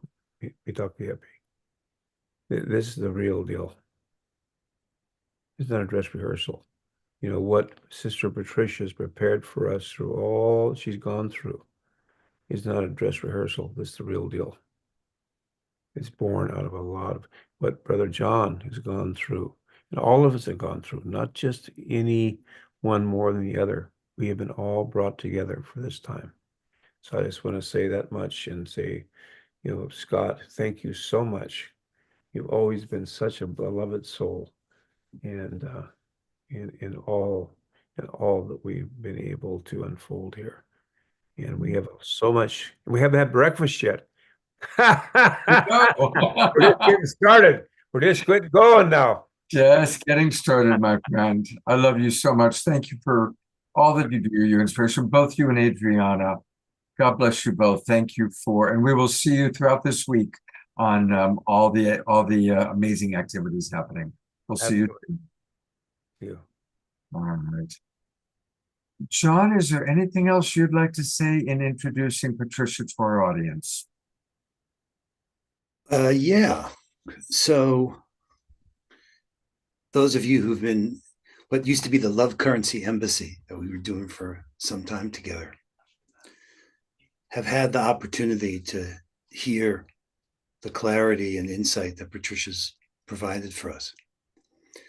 But what became apparent to me was that what was missing was a chance for us to actually practice not just living the loving way, but this indigenous ceremonial change process. And Patricia has joined our core team, which has been ever since we met, but specifically on this exercise, this game of creating together these co-creation circles and including this unique combination of what I'm calling ethical AI and indigenous wisdom. These co-creation circles are for pooling and deploying resources. I want to just say that, for pooling and deploying resources. We've been pitching for a long time. All of us, we all have got the download. We've got our great ideas. This is a shift. Beyond cooperation, beyond collaboration is co-creation. And the space of co-creation really occurs in the same ceremonial change process that Patricia has so clearly defined. So it's an honor and it's a joy. I mean, not only have I been able to introduce you to Summer Joy, but there's nobody who I've learned more from. So many things Patricia has said to me over the years. And she will tell you the story. When I first met her, I said, "You're an anomaly." Yeah. And wow. And I'm so happy to be able to share you with the world, Patricia. Like you say, mass media for mass healing. It is time for the reverent revolution, this cosmic planetary reframe that you've called for. God, what a joy to have you here. Well, thank you for that introduction. And thank you, Scott, for the opportunity to create more opportunities to be visible, to educate. And yes, truly, water is life. Twa be'ina, twa azed, twa bahajoni, twa azed. These are the names of water as medicine. Water is life, and we must care for and take care of the earth, water, fire, and air, because we are truly composed, our composition, our constitution, our very body and habitat, our home upon this Mother Earth is of the earth, water, and fire and air. While there is much to say about the indigenous ceremonial change process itself, which inspired the co-creating circles, because when I use the word co-creation, I'm speaking of creator first, and then self, and then others, because humanity has betrayed creator and betrayed self and betrayed others. So then we are making this correction, and we are going forward with honesty and integrity. Now, all the while I'm listening to all the beautiful inspiration and kind words for each other and expressions of love, and I'm thinking about two topics that I want to share with you. One of them is that like I said earlier, that I'm born, and I could probably say that we're all born into a global peace tribe. We actually came into this world as humane beings and as peacemakers, because that's how we were instructed in our conscience, in our moral reasoning. And we call that a holzen, holy thinking, to use our holy thinking for our speech. So when I greet you and I say, Ya'at shik shadane, Ya from Yadith, from everything in creation, all that is good, beautiful, and true, Ya'at then I'm saying that's all I speak. Shik shadane, my spiritual family and my relatives. And I love to tell people, I love to tell every audience, it's impossible. There is no way, there's no words to say, but not you. When we greet someone as our spiritual family and our relatives, it's impossible. There are no words, no terminology. There's no context for saying not you, but not you. It is a diagnostic language. It is a descriptive language. It is ceremonial language. This is not conversational language. And so remember that it was the Navajo code talkers in World War II who brought us safely across to when there was an attempt to lead humanity into the abyss. Now, there is a stronger intention to destroy with brute force and deception to take us again into the abyss, which I'm describing as a place of decision making. And we're not going there. There's enough of us standing up and waking up and becoming levelers and truth tellers. So I live right now, I'm 3 hours away from where I was born. I grew up on the Navajo Nation. I'm registered there with the Navajo tribe. I'm 3 hours away from there, from my homeland. But I'm also living between White Sands and Los Alamos. You know that Los Alamos is where the atomic bomb was created, and White Sands is where it was tested. So I'm living along the Rio Grande between these two places. And while you are all speaking of traveling to Hiroshima in Japan, I thought of when we say Navajo code talkers, you may have heard about the young Navajo men who volunteered for this task. And if not, please research this, because it was kept silent and confidential, a security concern for probably over 50 years, for many, many years. And while the Navajo language, or Denepazad, the sacred language and words of the holy people, is not a code. Our ceremony language is actually a spiritual language. And when I said diagnostic, it's describing always, it's describing the root cause of any out of balance condition. And so we have no word for evil. We have no word for bombs and guns and for military and so on. So thank you to these code talkers who, just to give you an example, that the word that they used for a bomb is an organic egg. They said a yinzhi, which is just a regular organic egg.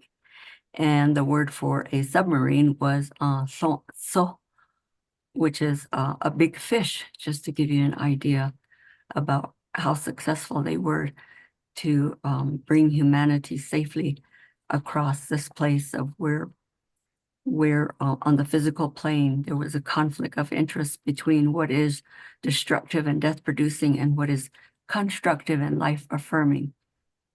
And so that is the type of decision making that I'm teaching and have been teaching, which I designed and named the Indigenous Ceremonial Change Process. We will begin this tomorrow and articulate more about the details. Now, also, I'm going to describe that a situation that I experienced, and I was living in Tucson between 1997 and 2000. At that time, I wouldn't ordinarily participate in such an event. But my friends invited me to a spiritual church. And in this spiritual church, I met a person by the name of Emerson. And he organized an event in which he was going to channel, or I don't want to use the word channel. He was going to answer questions anybody had that he thought he might answer from the ancestors in the spirit world.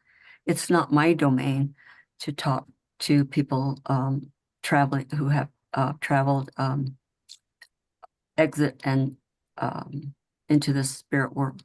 However, I was compelled, I was told intuitively to attend. And there were probably about 9 people sitting in a horseshoe shape, and he was sitting there. And every person had a chance to ask the question. I was last. And the first thing Emerson said was, did your father pass away? And I said, yes. And he said, well, he's here. And I said, yes, I see him. And he said he wanted me to tell you how much he loved you and how much he wished that he could love you more when he was here. And I said, I know. And then he said, the second thing, he says, I cannot interpret. It's for you to interpret for yourself. And this is a very important vision that I had, because I'm born a seer and a visionary from birth. People see objects. I see energy. I see into things. I see everything. Nobody can lie to me. And I thought everybody could see as I see, and found that not all the time, but most people may not want to know or see all the things that I know and see. However, this white buffalo appeared in front of me, and it was the face was in my face, and it was breathing on me. And I thought to myself, I was alarmed. I said, I know this story of the white buffalo calf woman, and it comes from the Lakota Sioux tribe, and it's not my language, it's not my tradition, it's not even my symbol. Why am I seeing this white buffalo and it's breathing on me? And it downloaded telepathically its message and said, our ancestors are already, remember this is like 1990, I'm going to guess like 1998 in Tucson, Arizona.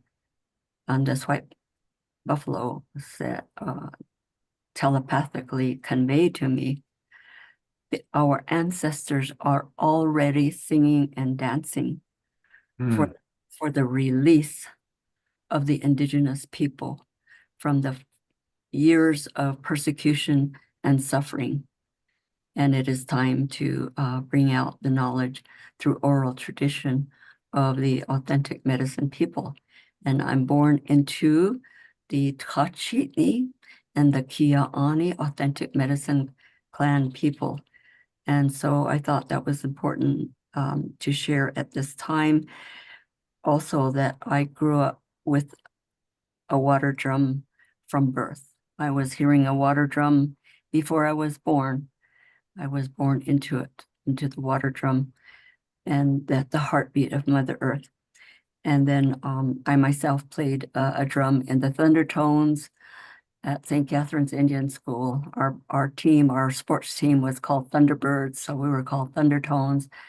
And I mastered, if you all remember in the 60s, Wipeout. I mastered that and didn't continue. But however,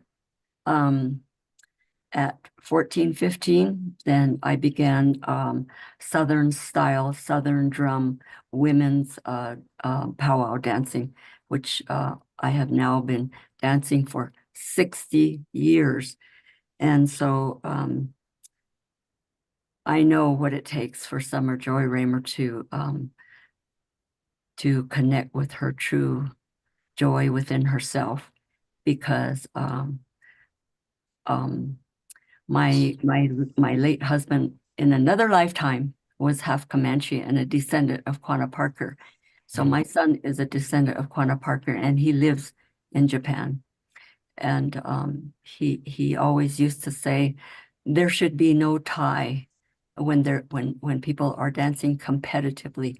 Now, I grew up in a time when there was no competition in powwow. However, he said, you can see a good dancer in 2 minutes. He said, in 2 minutes, you can see if your whole body is one with the drum.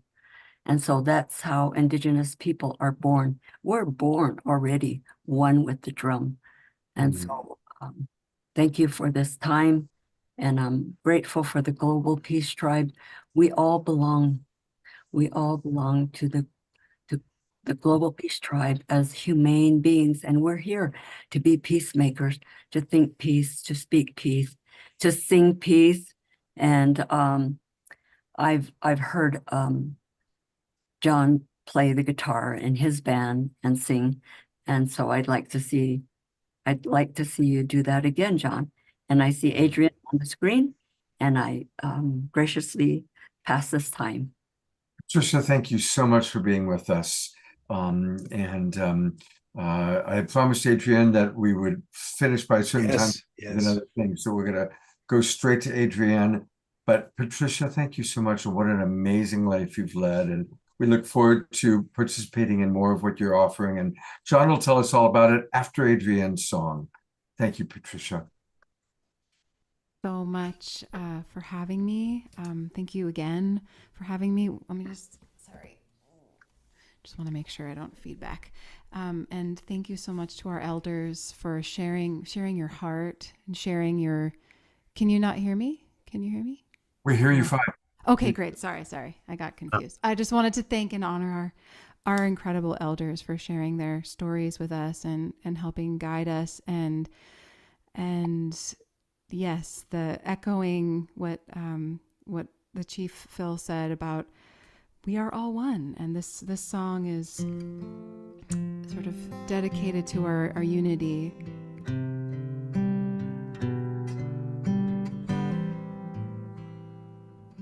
It's called You and I. Every star comes from the ancient one, and all our scars come from the original one.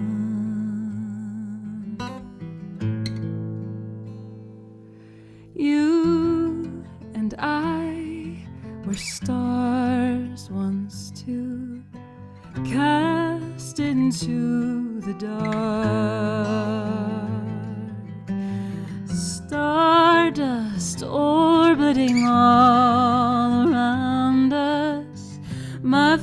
and we've traveled far, and I will find my way back to you.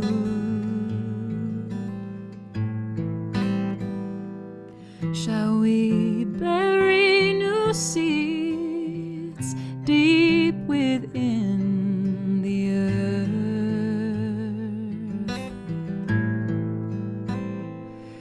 and grieve our dead right where new life takes birth?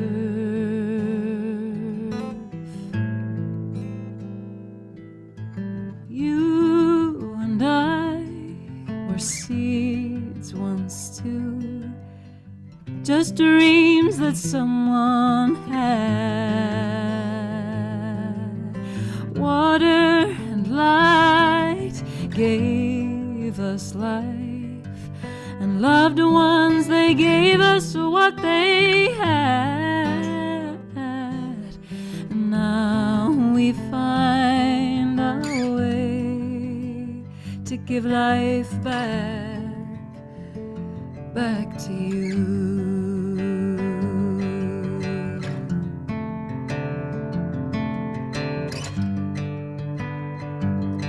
You and I, like dark and light, two sides of the same sun, on an endless journey back to the place where we come from.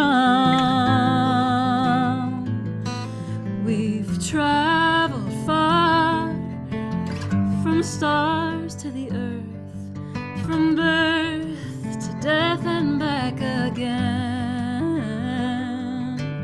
And all the love, the light and the dust, it is the path, it is the destination. You and I, you and I, you and I, you and I, you and I, you and I, you and I, you and I, you and I, you and I will find my way back to you.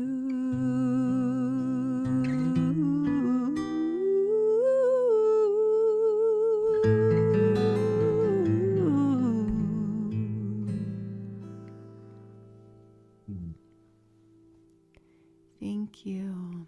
Oh, after hearing from these elders that we love so much, and we respect so much, to have such a soulful song, it's amazing how it all kind of flows together. I love the hearts coming up from John. There's just, oh my God, how perfect, Adrienne. For allowing my music to be a part of this event and wishing us all peace and togetherness and returning to each other again and again. One more time, I want to remind people that you can find out all about Adrienne, her music, her upcoming events. I'm definitely going to go see you in Berkeley. That's perfect timing for me. And it's her name, Adrienne, spelled Adrienne, two N's in there. Her last name is Shamsad, SHMSZAD.com. AdrienneShamsad.com. Definitely make sure you register to get all on her email list. And Adrienne, God bless you. Thank you so much. Thank you all. Thank you all so much. Yes. Wow. What a beautiful addition to this tribe.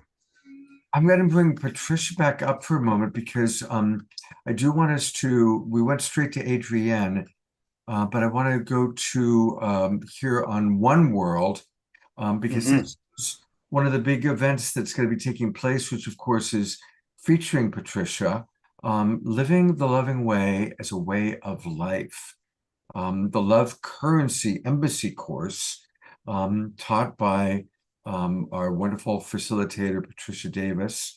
And so Patricia and John, tell us a little bit about this event that's going to be taking place. Well, this is actually the course. If you click on the arrows in the upper left there in that window, yeah, watch what happens. You see there on the left? Aha. So, and each one of those, there's lessons there with a quiz, and each lesson, click on like natural order law. Click on, well, that's the quiz. Click on the one above that. Yeah. And you'll see this has a video of Patricia talking about some really profound ideas. And so it's been lovingly prepared, but Patricia's going to be involved with every co-creation circle that we're doing. So this is the course that's there that I encourage you to go and sit with and study. And maybe Patricia wants to say more about it too. It's the Indigenous Wisdom Institute that we've set up there. Let me just simplify here.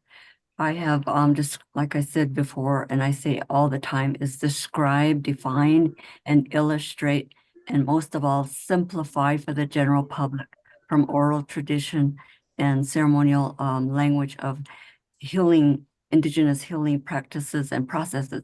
So it's actually a decision-making process, yes or no. And we engage into our conscience and moral reasoning by just deciding whether our decision is destructive and death-producing or it's constructive and life-affirming. Isn't that something that a tool that is built within us, and we could use it for what it's for? Because we've been listening to the criminal mind. We call that DGIS, twisted thinking, and we've been listening to that criminal mind to tell us wrong information for too long. So let's all say yes to what we have all spoke about, and people have you have beautifully saying, Adrian, and all of you with your loving hearts. We have come together, and we will live and experience this peace within us and around us, because that's the only truth, is the only real power, and then truth is our protection. Beautiful. Yes, yes, yes. You see, we want to put this into practice. That's what we're talking about, Scott. Not just hearing about it or thinking about it, but actually living the loving way. And that's what these circles are going to enable us to do. Well, and I'm so glad you brought up Kurt. Yeah, there's nobody that lives it as much as Kurt Johnson. Patricia, I don't know you so well, so probably you're in the same realm, but Kurt is tireless in his extraordinary contributions. I mean, it's remarkable how much this man is doing. And so, of course, we've seen Kurt previously. He's brought on so many of the authors. You know, John, we have this Authors That We Love series, and many of them are authors that Kurt has really shepherded their books and helped to bring them together. And of course, what he does with Light on Light Press. Well, so many things. John, what do you want our audience to know about Kurt? Let's embarrass him a little bit here. Okay, that's easy to do because he's so generous. And he is, in that same, Summer mentioned it earlier, that difference between pitching and pooling. Everything that Kurt promotes is about all of us. He talks about the impact networks. And whether it's authors that Light on Light are publishing, or the synergy circles he's the voice that is the glue that connects us and keeps us connected and keeps the narrative about all of us, how we're better together. That's just, and that's not, it's not a compliment, it's just an observation. That's just true about Kurt. Yeah. And he's helped me personally in a lot of meaningful ways. He said, hey, John, let's do a blog together. And he's helped amplify the work that I've been doing and we've been doing together in really meaningful ways. He's a real brother. And he's just, like you say, tireless, and he's hardcore. We call it the donkey work. We know, because that's a lot of what it takes, right? It's just to get the emails written and get it out. And Kurt's the guy, and I'm right there with him. Love you, Mr. Johnson, Dr. Johnson. Yeah, right back at you.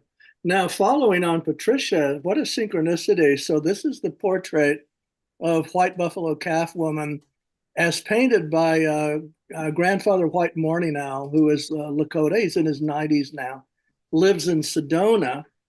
And one of the other anecdotes about Grandfather White Morning Owl is he was very, very close friend of Grandfather Gerald Red Elk, also Lakota, who was the representative for indigenous peoples in the global dialogue with the Dalai Lama and so many other people that produced the 9 Points of Agreement among the World's Religions, which was published in 2006 in a book aptly called The Common Heart. And it certainly expresses the world that we'd like to see, where we'd be living in one common heart. Lots of stories about it, of course, but all the same in love and care. So I'm really glad that I had a chance to jump away and join you guys, because I know that John and others have been talking to you about a lot of things that are happening. And one of the monikers even of Ben Bowler, who I notice is also listening in for all these events that are happening in 2024, is Something's Happening. And so that's what I'm going to talk about. I'm going to take you on just a little journey, not going to take too much of your time, but it's going to kind of say where we came from and where we're going, even in just the next few months. And as I do that, I'll cue Scott to bring up a couple graphics and illustrations that I sent him earlier today. So if you figure that, you know, all of us are kind of the same person, the superorganism of source trying to work for transformation in the world, we're all on the same path for the world we'd all want to see. But if we look just, let's say, through the eyes of the evolutionary leaders, which is a circle of many of the leaders of many of our networks, then there's this an interesting progression that we've gone through that really represents how that is evolved. And back, of course, when the evolutionary leaders were gathered about a decade ago, their first action was this call to conscious evolution.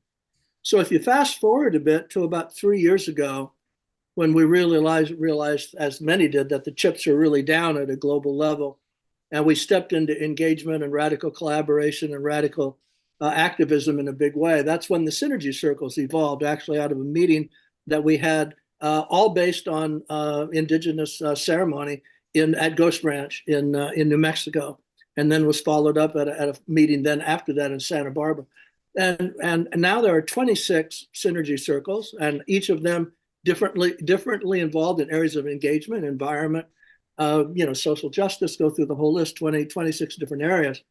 But from that has evolved collaboratories, and collaboratories are actually collaborations of the circles with each other. So here's my point, and I'll ask Scott to bring up the page that shows all the logos of the networks. We've really graduated now, as of the events that I'll tell you about in just a moment, from circles to collaboratories of circles to now collaboratories of networks. And I'll tell you where to find this later. These are the over 20 networks, and you'll see Global Peace Tribe there, Unity Earth, and Unify, and Evolutionary Leaders, and on, that supported the event in Sedona, and I'll tell you more about that in a moment. But then the symposium and international call to action that we all fielded in February. So Scott, you can go back to me. And my point then is that we've really come, particularly from the meeting that we originally had in Sedona. This is where my kudos go out to John, because this is where John, established this moniker of radical collaboration. And everybody came out of Sedona really committed to just radical collaboration. And then the amount now of collaboration among our networks and doing things together that can have maximum impact is just huge. So we went from that, of course, to just the recent event in Ibiza after the February symposium, then the Holo Movement big event in Ibiza. And we're only 2 weeks from that, and here we are at World Unity Week, where all of the people that are involved in World Unity Week are stirring that pot. And where we're going to be going then after that, as you've heard earlier in this program, is the September events. And the September events are really huge. I'm going to tell you more about them just in a moment, because as they've already told you about the event in Japan, it's going to be tandem with a really significant event that our networks will be doing at Cathedral St. John the Divine in New York City, the day before the opening of the United Nations Summit of the Future. And what we've been working on for several months, and we had a briefing on this actually 2 days ago, which many of you attended, we've been selecting leaders from all around the world who are major leaders in the 6 areas of the Summit of the Future, which I'll just mention. The areas that the UN is trying to gin up cooperation on in the hugest way as we approach 2030 in something that they call the Pact for 2030. How far can we get in achieving these goals together by 2030? So those 6 pillars, they're called our sustainability, environment, human rights, technology, economic architecture, and peace and security. And what we've added to that for the event that we're hosting at St. John the Divine is an entire 7th dimension that is called Strategies for Impact, the role of impact networks from civil society. That's us, we the people.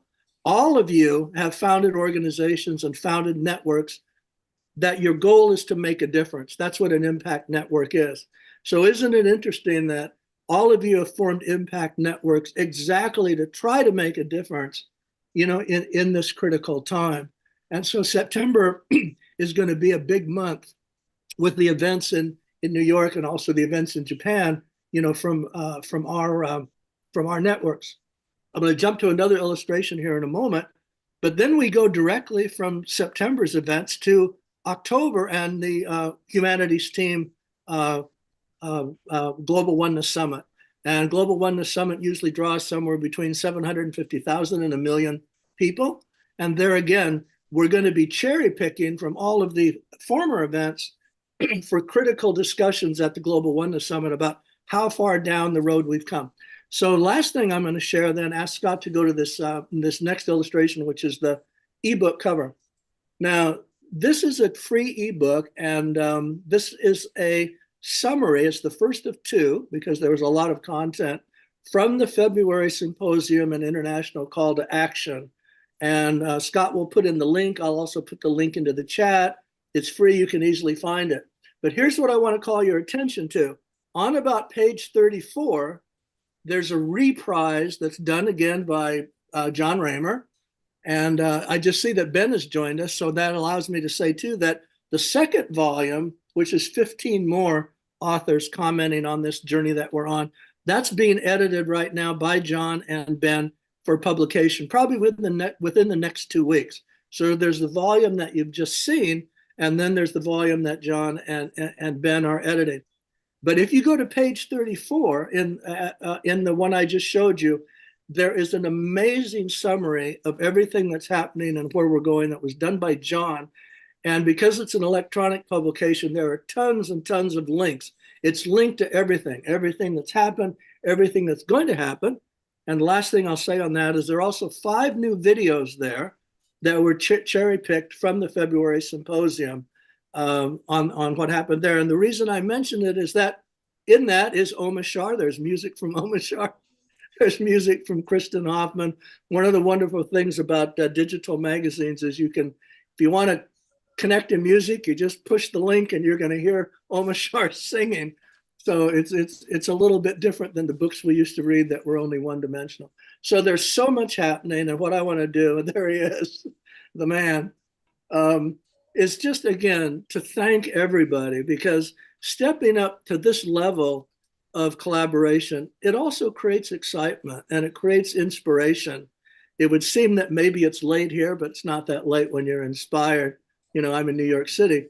So I'm just so pleased at what's going on. And I think what it represents is the shift of consciousness that we're all talking about and that Patricia talked about earlier, that when we can land in that place, as one of my colleagues said today, that we're all the same in the heart. We just have 1,000 different stories. And as Joseph Campbell said, 1,000 different faces, but we're all the same hero on the same journey. And I think we have to believe together that that's achievable. And I think if we believe that it's achievable, that creates a heart energy that I think is by its nature of any of the great wisdom traditions is unstoppable. So I'll stop there. but it's just nice that I could jump away and be here to join you. And so glad that, Ben could jump on. Oh, well, I definitely want to take people. This is the link that I've put into the chat box, but most people that are watching on Facebook through the Sign Network and our YouTube channels. So go to issuu.com/light-on-light/docs, and then Humanity's Sacred Mission. I know that's a lot. So people, you might even want to take just a screenshot of that if you're watching on Facebook or YouTube. It's a beautiful ebook. And really, when you go down, you can also see, look at all the amazing things that Kurt Johnson has helped us steward. And we've, many of these books, Awakening of Humanity, we just featured recently. Of course, Our Moment of Choice, we had an entire show about that incredible book. And the Light on Light Press just continues to put the light on. And Kurt, I respect you so much. Thank you. My pleasure to be in the game with all these other great players on the court. So. It's good to see all these good-looking guys and 5 amazing men. I think we need to bring a little feminine energy in. And there's only one woman I know who could handle all 5 of us, and that would be Becky Suzik. Yes, good call.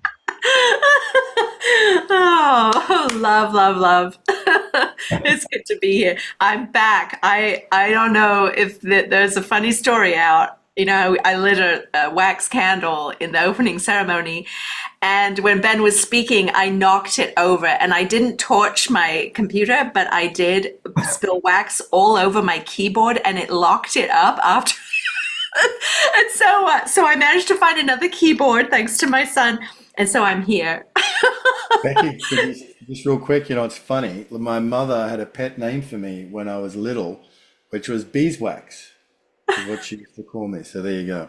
Mind your own beeswax. And so when I alluded to an electric candle, that's what I'm doing now. My electric candle. It's wax, but it's electric, and it gives off light, and it's safer. Well, that's a good example. That's a good example of adapting as we learn. Very smart, right? Yes. We are evolving potential here. Oh dear. What I would love, because we haven't had an Omashar song yet. We've been on for 2 hours without Omashar. Oh, good. I came in time too. We're going to do an Omashar song, and then I'm going to come back to you to share with us about the co-creation circles and how our audience can participate. Fabulous. Let's turn it over to our beloved brother Omashar for a moment.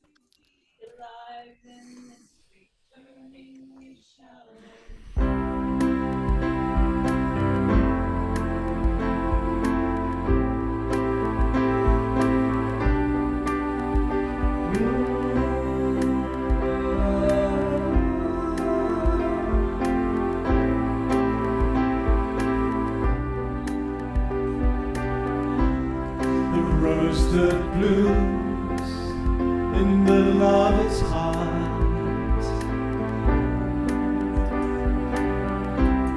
the open rose of this brand new start.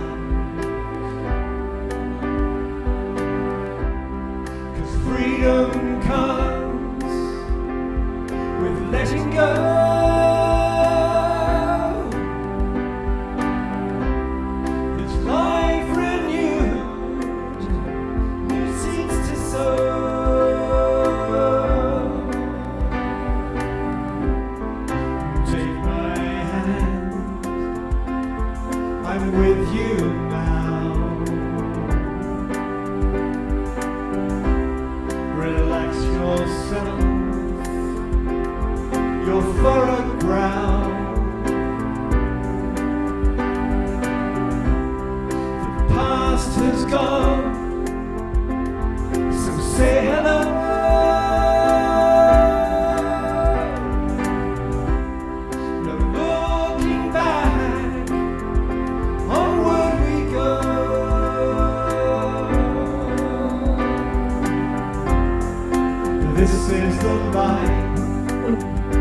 Awaiting us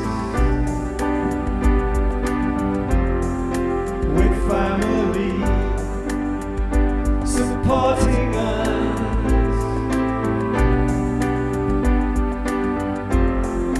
sword of truth has cleared the way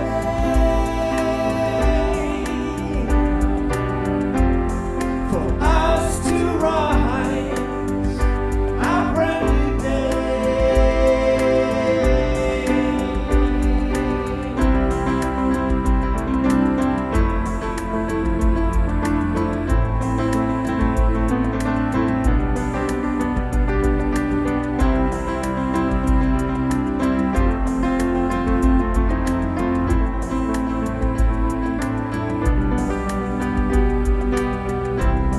new mountain peaks for us to climb, new roads to walk, no reason why. It's time to smile and be as one.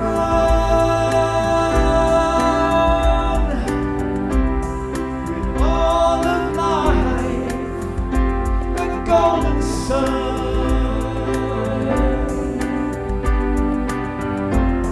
'Cause this is the life awaiting us, with family supporting us.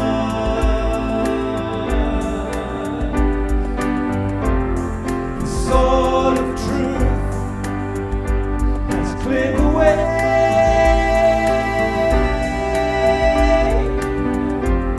for us to rise our brand new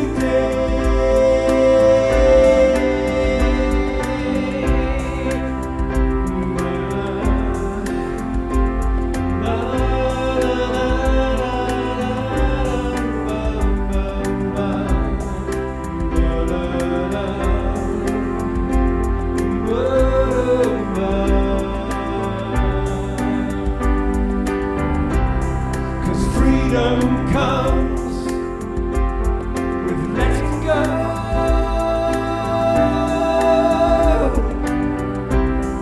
It's life renewed, new seeds to sow.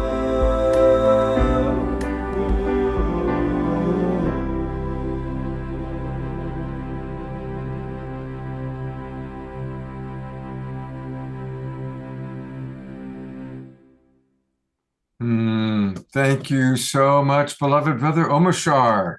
My pleasure. As always. That background, that's a really good one. I know. I wasn't sure what to choose, so I thought, let's go with a little love. Are you going to be participating in some of the other things taking place this week? I'll be joining in most definitely, and if anybody would like music played during any of the sessions, I'm available. But I haven't actually put myself into the mix apart from being a co-creating partner. And so here we are. Hey, Becky, love. Well, that's quite an offer. So I want to make sure John and Becky that are catching. Yes, yes. Because this week I have a relatively open book. I have actually started recording, Scott, so we may get that little box in Bandcamp filled up with my new album. So I know I promised that like a year ago. However, things happen. I know. I've stopped mentioning it because I didn't want to, No, it's okay. I don't mind it being rubbed in, and the river flows where it does. And so the box that we're talking about then is when you go to omashar.com, and that's where you can learn all about him. And we always go down to Bandcamp because that's where we want to buy his albums. And it's beautiful, but look at that empty blank space. I know. And right? we want to fill that space with his newest album. So yeah, the album's called The Lightness of Being. And the songs are all created. In fact, I've got 18 songs, but there'll be 11 on that album. Wow. And, but people don't buy albums anymore, not in the way they used to. People just basically just pick and choose, and like me with Spotify, I have it on Mega Shuffle because I love music from every genre, really. There's nothing that's nicely produced that doesn't touch my heart. So yeah, Well, thank you. all right, well, go to Bandcamp, buy the albums, and let's hold the vision for the new one coming. And thank you so much, Omar Shah. And Omar, since your dance card is full, can you dance with us on Tuesday in the youth plenary that we're doing? It's Tuesday. I'll give you more information if you could play. So what time is that at? So everybody knows. Sure, 11 a.m. to 1 p.m. and we'd love you to do the closing music. So we're doing the Voices for Youth. EDT. Anytime you talk times, I knew that. EDT. Yes, it's a date. So it won't be 9 o'clock when you're singing your time. It'll be closer to 11. So you'll have time. I know. I do get that because I'm a bit of a night owl. Sometimes I'm sort of up at 3 or 4 in the morning. So yeah, but I will get up for that. Fabulous. I'll send you more info. Thank you so much. Okay, so now Jasmine Bear wants to know all about this incredible opportunity called the Co-Creation Circle. So got the 4 of you up, and if you, any and all of you could just explain what this is all about and how our audience can participate. Yeah. All right, well, let me say this. It's a new compassion game. We are together co-creating these co-creation circles, okay? So you can't get this wrong, and I'm inviting you to play along. I'm really grateful to Kurt for sharing what we did during Awakening to Humanity's Sacred Mission. But that led us here, and we're ready for the next chapter. And what I think is really the most hopeful thing I've seen in a long time.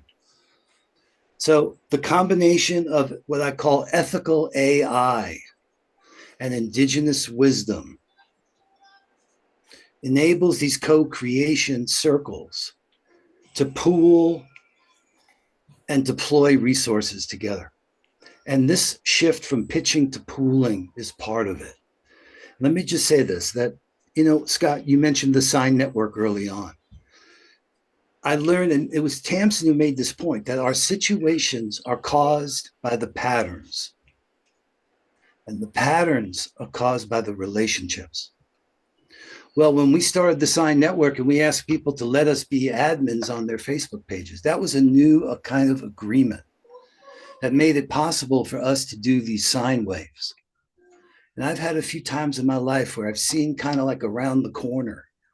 Now, let's just tell the truth. This AI thing is a huge disruption in everybody's life. It's like another form of COVID. Imagine we were all in a band and all of a sudden this new member shows up that can play like no one's ever heard before. Our music's going to change. How we play and what we play in this new band, in this new configuration is profound. And it doesn't mean it's all good. That's why I wrote that paper. AI doesn't care. That you do, that we do. So we can really start together to learn. And I think I could be helpful here. But what I realized in telling the story, and I want to let Becky and Ben add to this, but it's tied to exactly what Kurt was talking about. Because when we did the Awakening to Humanity's Sacred Mission, here's what happened. I just had to go to ChatGPT. I said, okay, we're awakening humanity's sacred mission. What the hell would that look like? How would I know humanity was awake? I was stunned. It came back with 14 indicators. Now that was amazing, but what was even more amazing is we immediately got unanimous consent. I said, isn't that interesting? If it didn't come from any one of us, but came from all of us, it was thumbs up. I started to see, look at the potential for taking all of this input and summarizing it and putting it forward. And it was really breathtaking. And what I'm proposing is that we do this together. We took those same 14 indicators, and they're in the book. Kurt put them in the book. And I'm going to put the link to the chat directly to that page. Right. I mean, and it really became interesting. I said, boy, let's say we took those indicators and we grouped them into 7 sessions. We had these 7 circles. And here, I'm going to show you my screen for a second. Here's what Kurt was sharing here. But what I did was, and you can have access to all of this. That's part of the trust, is you got to know that I promise you that will be transparent and there will be integrity in this process. When we looked at those indicators, this is this idea of bridging ethical AI and indigenous wisdom, these co-creation circles for pooling and deploying resources. This is that thread from Humanity's Sacred Mission. These were the 14 indicators. You don't have to get into them now. But then I started to say, let's see if we can group them together. And there are these 7 themed sessions that each one revealed which indicators are about this. And then we summarize those indicators for each session to give us an ideal state. In other words, so like Beyond Borders, Unity and Diversity, which Charles Betterton is here as one of the co-hosts. Tomorrow is going to be there. Another session on building bridges, global collaboration for peace and equity. Now, I'm not going to go through them all. I just want to give you the high level. This one on Beyond Borders, the summary of those indicators became these 4 sentences. This is imagine this world. In a world united by diversity and compassion, we envision a future where personal and spiritual growth fosters global mindfulness, emotional intelligence and interconnectedness, art and creative expression flourish, reflecting the rich tapestry of diverse cultures and perspectives, nurturing a profound sense of global community and empathy. Solidarity movements and activism for social justice, environmental sustainability, and human rights thrive, creating a just and equitable world. Together, we transcend borders, embracing our shared humanity and working collaboratively for the common good. Now imagine if we juxtapose that ideal state with the current state and use the genius of indigenous wisdom, the indigenous ceremonial change process to say, boy, why are we stuck? What's keeping us in this out of balance condition? So built into the session is a step down that sequence that Patricia has articulated for us.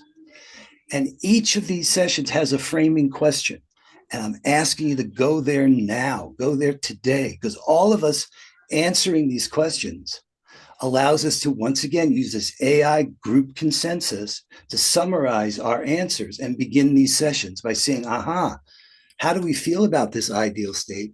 How do we feel about the current state? And our answers to those framing questions become the basis on which this change process, that's a ceremony, happens. And I have a feeling if we really play, what we're going to create is nothing that we can imagine going in. Now, I don't know. I'm willing to be wrong, and I promise I'll be transparent.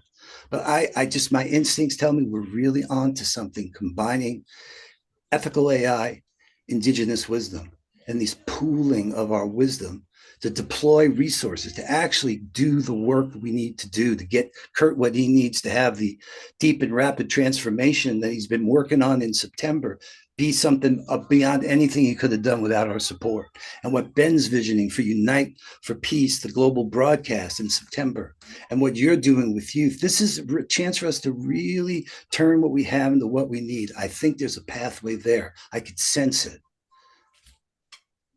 Am I excited about this enough or what? You are really passionate about it. I'm really excited about it. And I know we've had a lot of comments in the chat. The way we're using AI, we are actually using it intentionally and conscious. We're not using it in the way that a lot of AI is using us in the world. We're consciously using it to come up with a group consensus. It's not something that we just take the answer and then put it into play. We review it and we use our human consciousness to relate with it. So I'm really excited. I put the question link in the chat and you can answer one question. You can skip through. I think the only required field is your name and your email address so we can communicate with you. You can answer the questions. You can be as elaborate as you'd like to. You don't have to answer all of them. You can go back to the forum the day after tomorrow and do the next day's question. But what we'll do is we'll take the collective essence of our answers and begin each of our co-creation sessions with the group consensus answer to get us talking, thinking, learning, growing, and engaging. So I'm really excited about it. And I'm grateful to you, John, for your imagination and the way the answer to how is yes, and you are the wizard of yes. And so I'm really grateful to the way you are always reframing and looking at it, and it doesn't stay stale at all with you. So thank you, brother. She put in the chat box, but here, oh, whoops, wrong one. I'm going to go to the document that you can find. And, you know, this is why it's really good to come into the Zoom room where you can get the links to all of these things easily.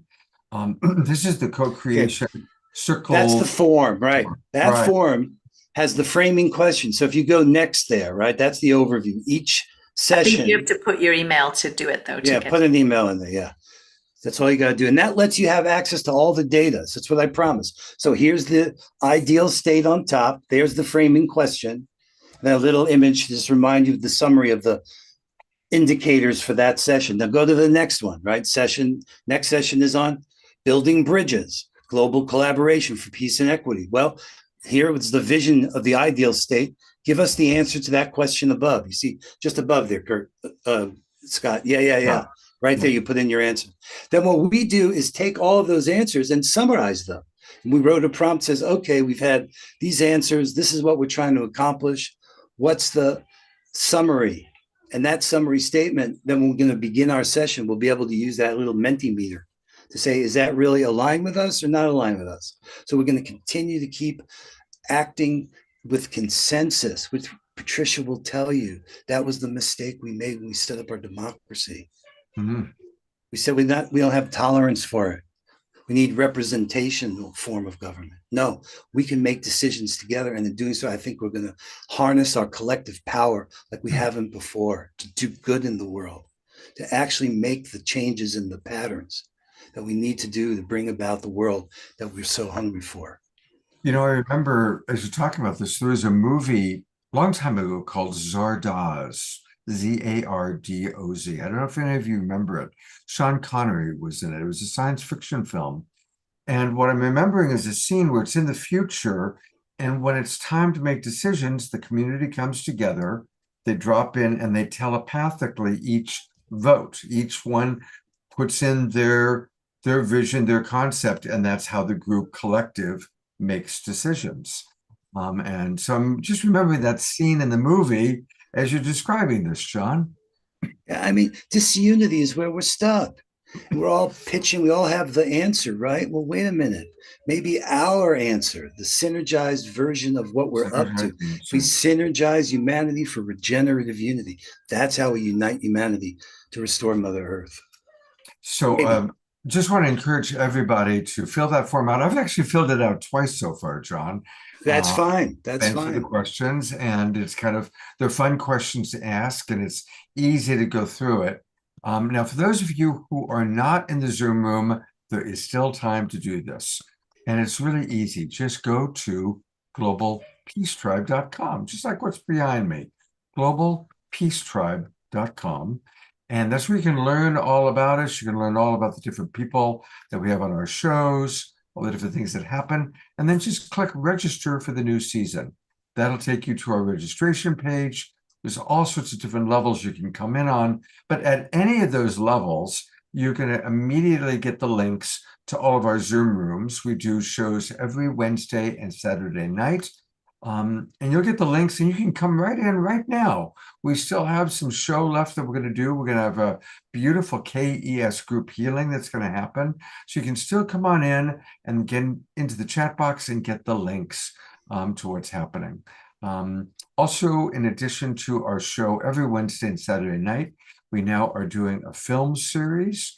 We had a film last night that was very powerful. And we've got all sorts of extra events happening. It's summertime, so we're going to be coming to you from some of the festivals happening.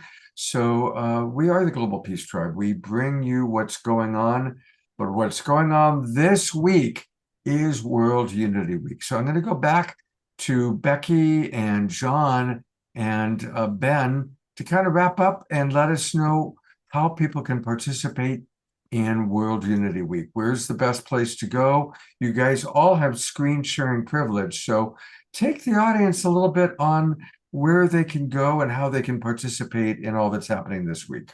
Well, some of you already know that where it's at, and my cat is saying it as well, you can probably hear him meowing, is oneworld.earth.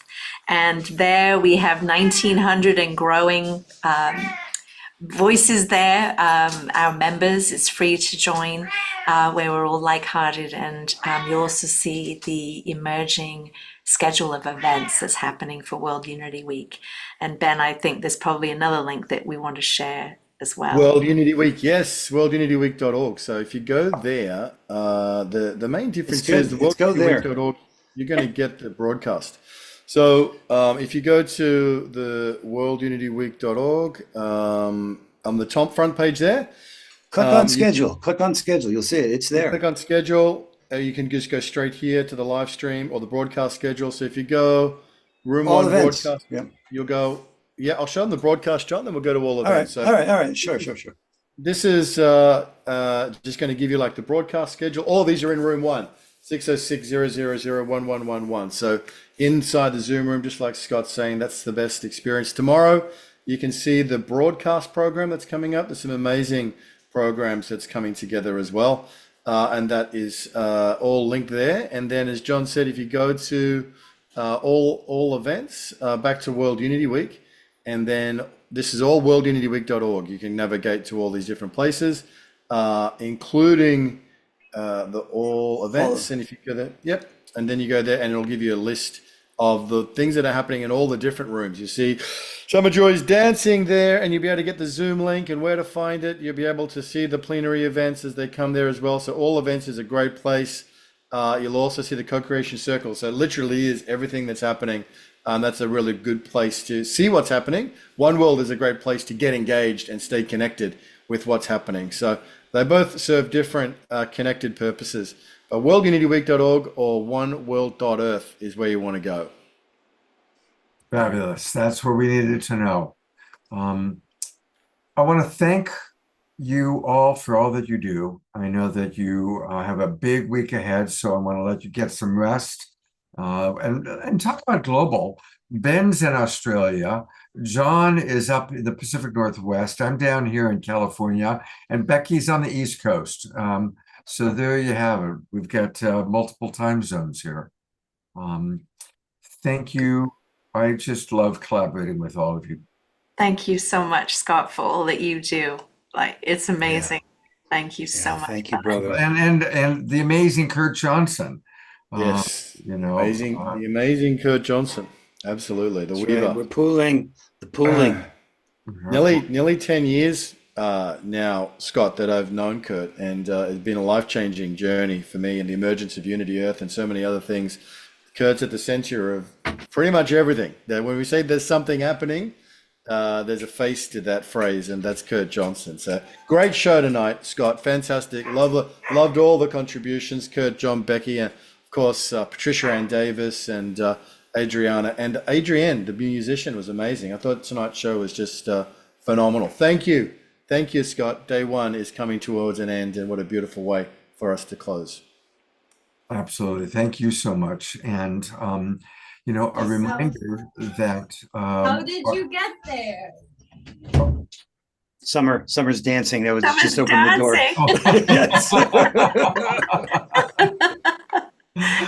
Well, we are going to actually all go to Summer's dancing. We still have a KES group healing that's going to happen. So we're going to go to that in a moment, or people can go right over to the Garden of Joy. Also, there's a wondering about our summer season. Summer season has actually begun. Registration has begun. We've got 2 more weeks of the previous season, and our new season officially. The new Zoom room links start July 1st. But the summer season has begun, so this is a good time to register if you have not registered for our new season. I just put the link into the chat box, or you go to globalpeacetribe.com and you can register. People may want to swing over to Summer Joy's Dance-a-thon. I'm going to, of course, stay on and host our video with Norman Love. But we're going to have one final Omashar song. We always like to conclude with Omashar. So, Mr. Omashar, I'm turning over to you, partner. And thanks again, John, Becky, Kurt, Ben. Thank you all so very much. Thank you, Scott. Thank you, brother.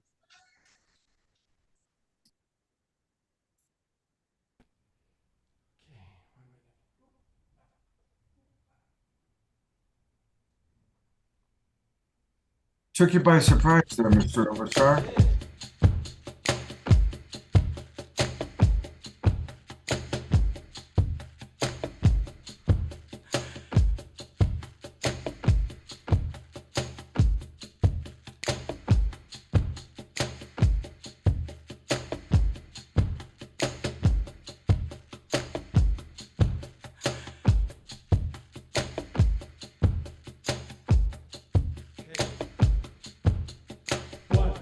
Two, 1, 2, 3, 4.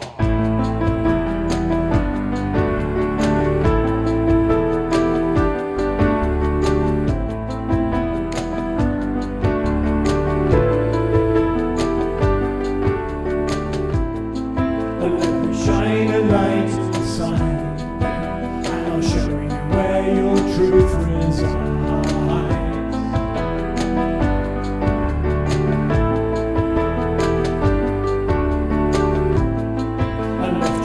Up to the skies, and I'll prove to you that nothing dies.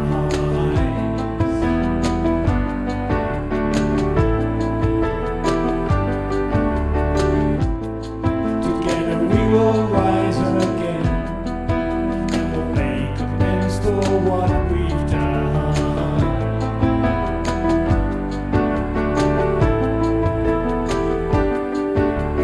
I know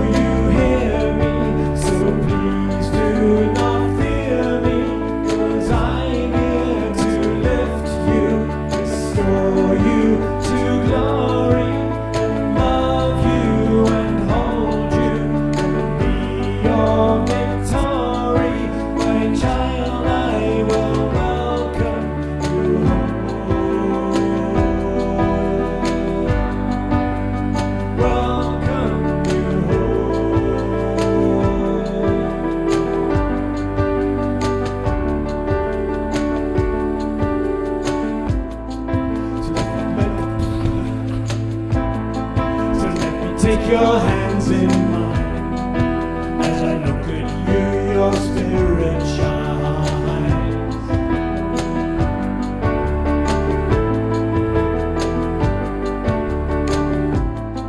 You see, it's true that we are one, and we came out from the central sun.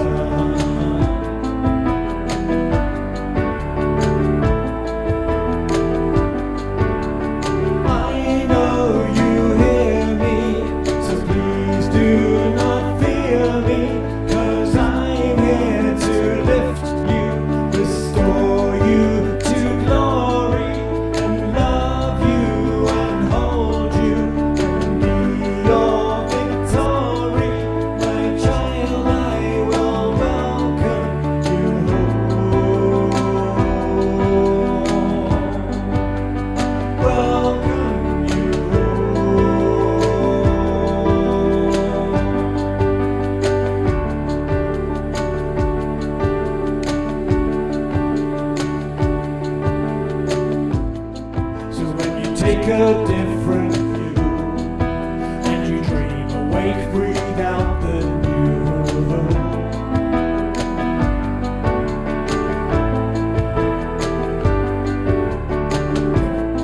The world will come alive again as we dance and sing and make new friends.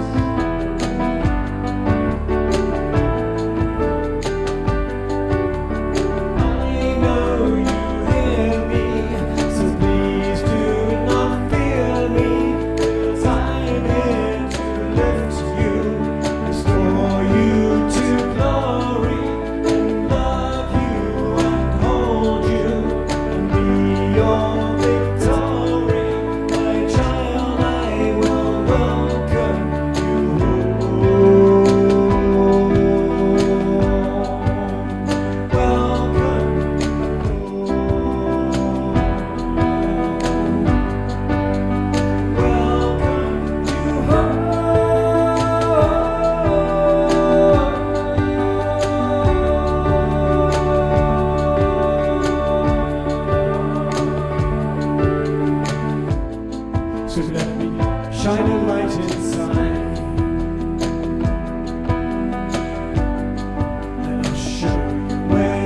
truth resigns. So lift your eyes up to the sky.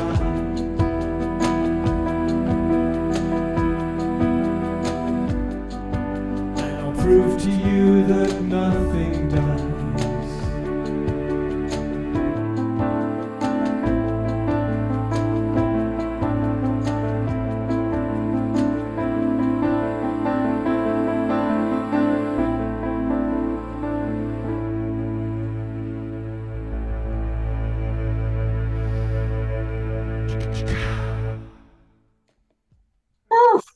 Gonna go to gallery view one last time. Let's all thank beloved Omashar. Om. We have a lot of different names from now that he's traveling to Japan. We're calling him Global Shar.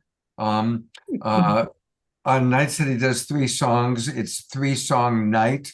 And Omastar. There's a lot of different names coming up for him, and we love him very much. Thank you so much. Absolutely. All right.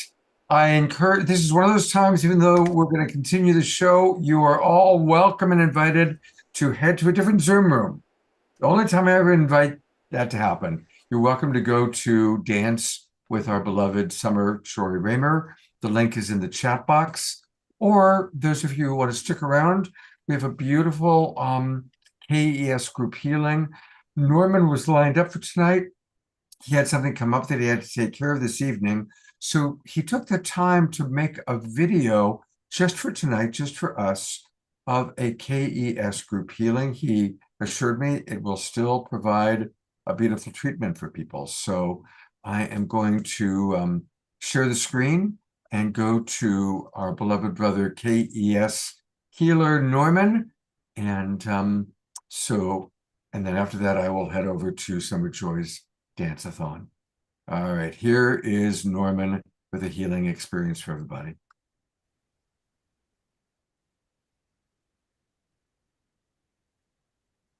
Thank you, everyone. Hi. Thank you, Scott, for having me on once again. As always, it's a pleasure to be here with everyone.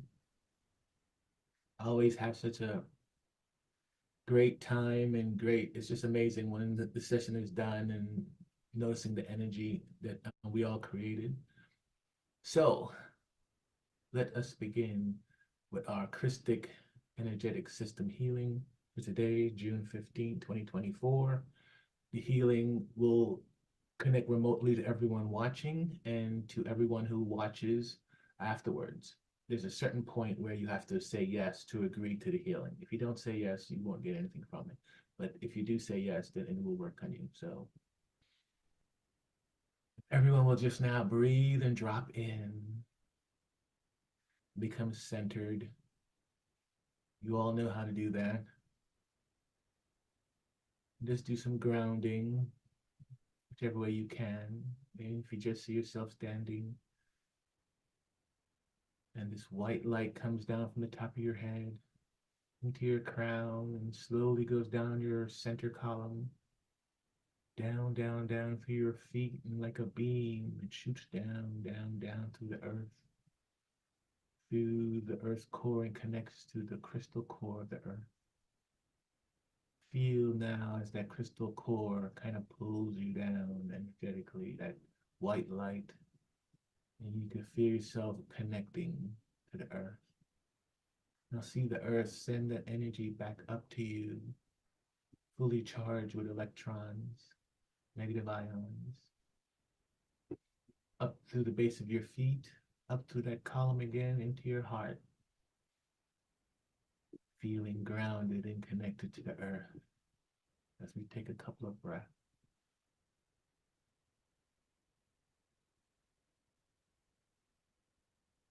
As we're in our heart, we just smile and feel the gratitude.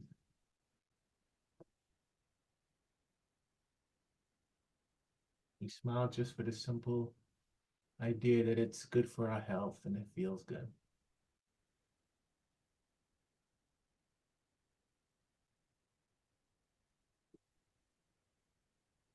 Now, let's all individually become aware of ourselves. Just aware, just notice. There's no thoughts, Just let go of all thought, all ideas. Just listen to my voice. And you surrender to all else. And just notice yourself. How do you feel? Your energies. We're going to notice again at the end to see how we feel, just to see if there was a difference, to see how the journey was.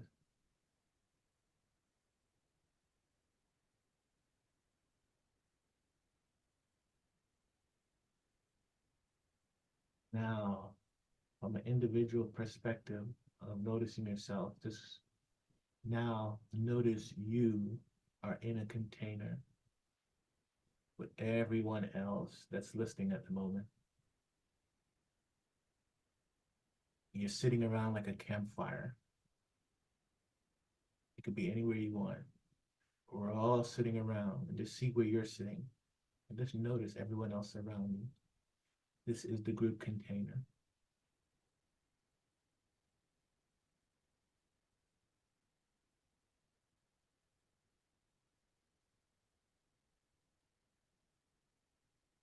As you see the group container, and you feel, now just consider yourself from now on as part of that group container. You're no longer an individual, you're just part of the group. But you are paradoxically at the same time sitting in the container. So it's paradoxical. You notice, but you are a group. That should be easy for this crowd. Now, let me say a prayer to connect us remotely. Still of mind and clear of heart, I enter now into the cosmic portal of holding, where the higher selves of all the beloveds for the awakening now show, today, June 15, 2024, that are present, and anyone that might watch this video in the future awaits.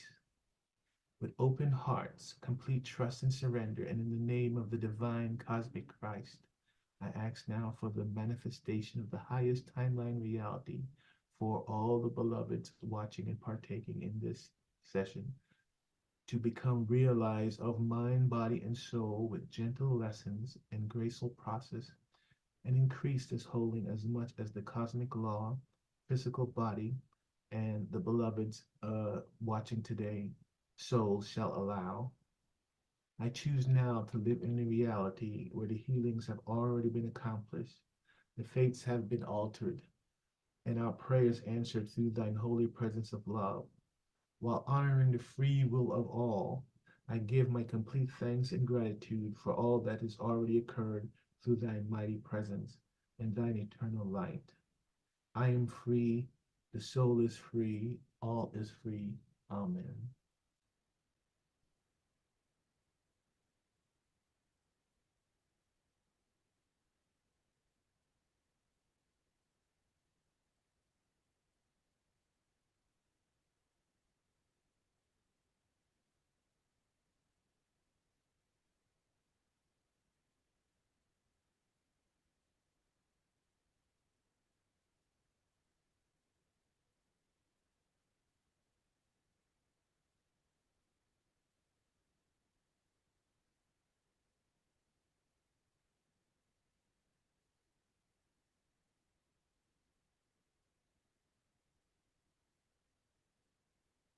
I, Norman Love, upon the cosmic Christ, I, Norman Love, call upon the cosmic Christ Supreme Intelligence to support and facilitate this group KES holding session. I ask permission from all receivers present to receive this group holding with the highest good and divine grace for all involved. If you agree to this remote session, just say now out loud, yes. I request on behalf of all the beloveds who have said yes, the session of the Divine Intelligence of Christic Energy System to receive this session of the Divine Intelligence of Christic Energy System with grace and ease and with joy. I invite the Cosmic Christ energy to connect with us now in the most appropriate way for all involved. May all that transpires in this microcosmic reflection of our group constellation support and uplift the ascension of the entire human collective and all sentient life. I also call forth assistance from the Divine Heavenly Mother and Heavenly Father presence to overlight this group container with pure, unconditional love from the Most High. May all be known through this connection of pure love so that our group holding session anchors in us the most beloved way. Hosanna, Hosanna, Hosanna in the highest. Thank you, and so it is.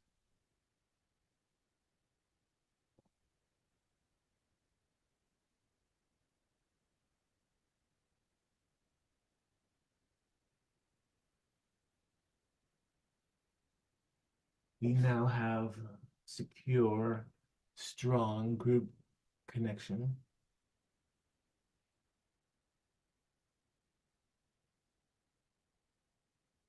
First thing we're going to do is sweep everyone's field nicely and open you up energetic centers. So just continue to drop in and breathe as you sit as a group and see yourself around the campfire. We start at the earth chakra below the group container, sweeping, cleaning, opening up to the bottom of the root chakra, the feet, sweeping, cleaning, clearing.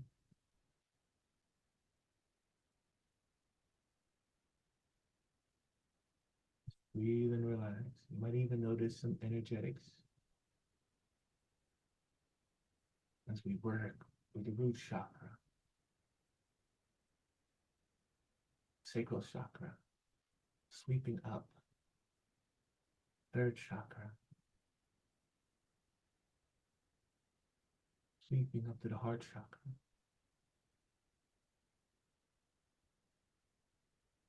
up to the throat chakra, clearing, opening,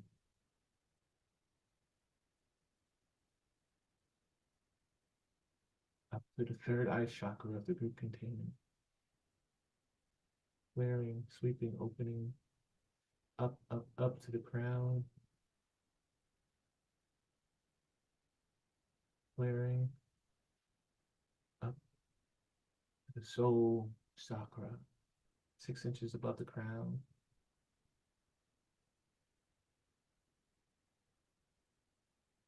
Notice if you notice anything as we opened up the group's energetics, clearing your field. Anyone with any attachments now have those cleared and released.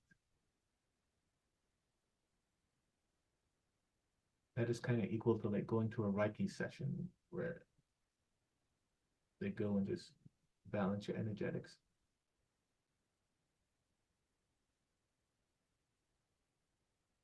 And you sit and just continue to breathe and notice as we continue to work on the field, all the individuals in the container, clearing, removing all that doesn't serve you at this time from your energetic field.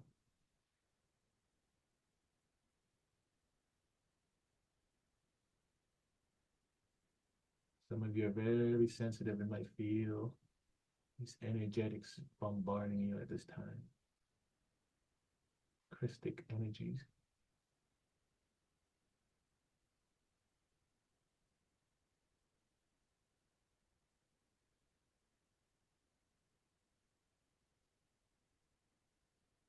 Energies are very conscious.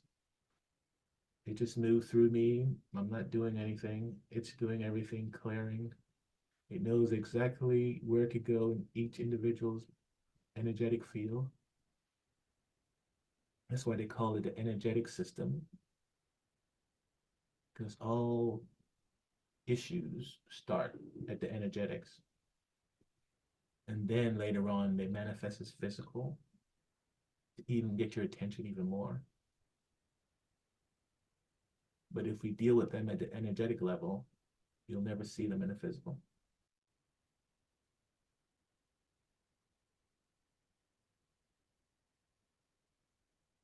So If you ever find yourself with any issues, seek someone that could work at the energetic level.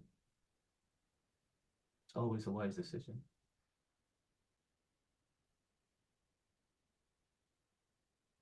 And now we'll just send some direct crystic light to the heart chakra of the group container.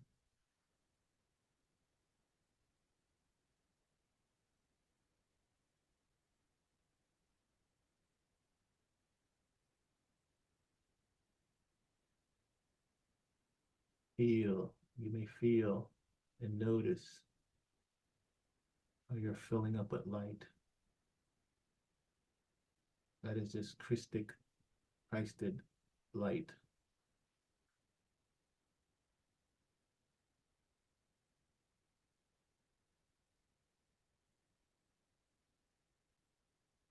Balancing any energetics that's out of alignment at this time. Different for each individual, as we all may need something someplace else. Whatever part of your system, chakra is out of alignment, it'll go there and work on it, just neutralizing it, balancing it.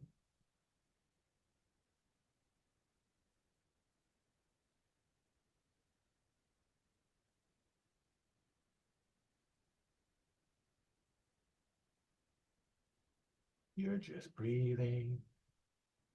The breathing moves the energy. That's what the air element does. And moving energy is good.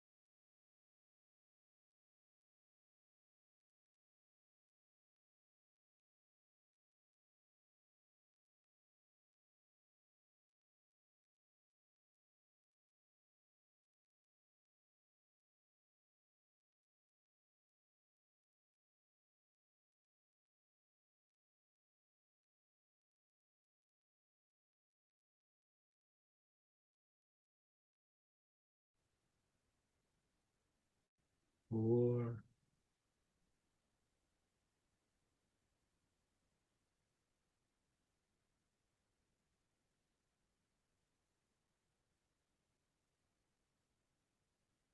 five,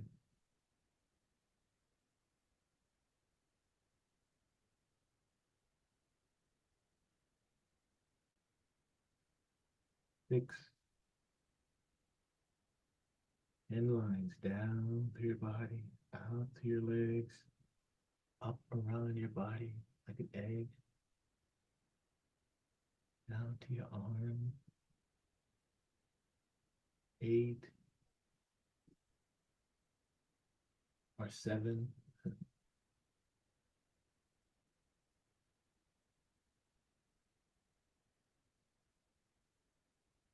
8.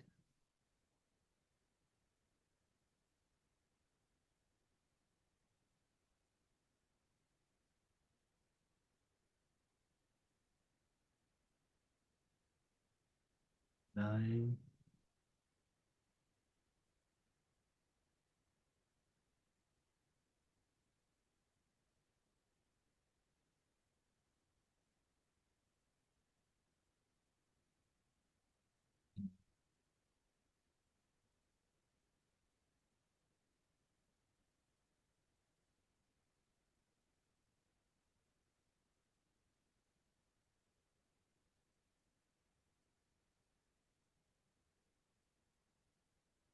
All the beloveds present, skeletal structure to bone, bone to cranium, spinal column to spinal nerves, muscular to ligaments, circulatory and lymphatic system to venous and arterial, heart to lung, breath to blood to brain barrier, organ and endocrine system recalibrate, immune system and blood chemistry upgrade, central nervous system to parasympathetic to sympathetic to vagus nerve, balance now.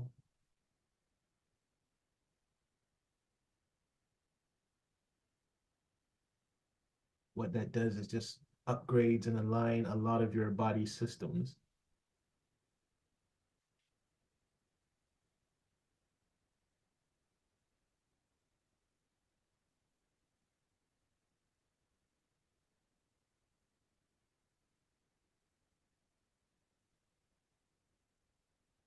There's 7 rays in one of the protocols that we bring through from ascended planets and to help us heal. And before this session, I asked what would be the best for this group today, June 15th. And the answer was the sun, the moon. The moon is the diamond white ray. And so we're going to use that to sweep our field, as you'll see in a moment. That one hasn't come up often in the past when I did these group sessions, but it came up today, so that's very interesting.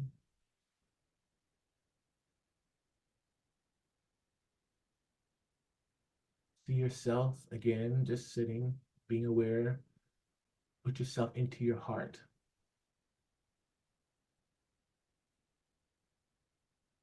Your awareness is just sitting in your heart. And now send that awareness down through your column into your root chakra. As you sit in your root chakra now, just see the color red in the root chakra. See it glow bright red.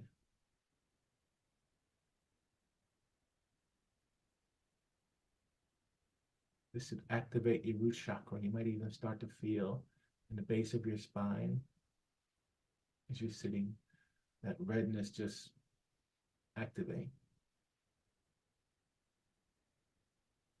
The more you see it and feel it, the better.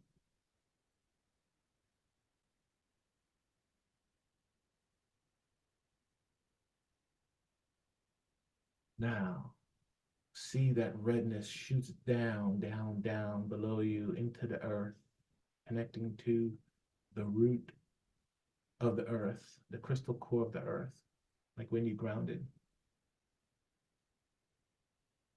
Send those energies back up from the earth, all the way up again to that core, the redness, connecting back to your root, but keep going up, up, up to the other chakra, to your spinal, up to your heart. See that energy shoot up now to your throat, to the top of your head. Set your intention for it to go high up into space, into the sky above you. And set your intention to connect to the ascended version of our sun and our moon.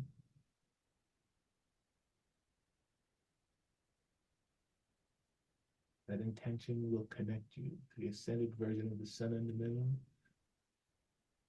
We ask the sun and the moon to send down the energies that could be used to clear any and all variations from the body at this time.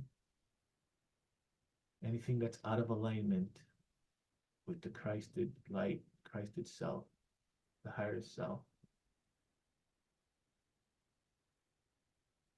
See now the sun and the moon, ascended sun and moon, sending down these energies down, down, down through space, coming down, entering through the crown, top of the crown, and into your heart, down to the column, into your heart. As they're coming down clockwise, left to right, in a spiral. And as it hits your heart, it's just spinning in your field. All this energy spins out into your field. Feel this diamond white light from ascended sun, ascended moon, as it fills your field now.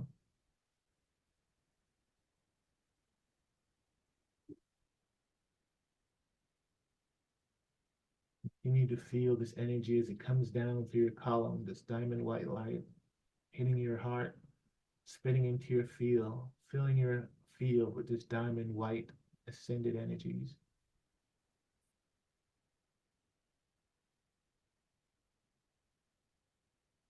See yourself now at the center again in our container around the campfire. And as we sit there in the middle of the fire, around, in the center, is this diamond white light that we formed in our heart, spinning. And now we're going to see it burst out into concentric circles from the center, poof, going out, hitting us, and then going out beyond the circle.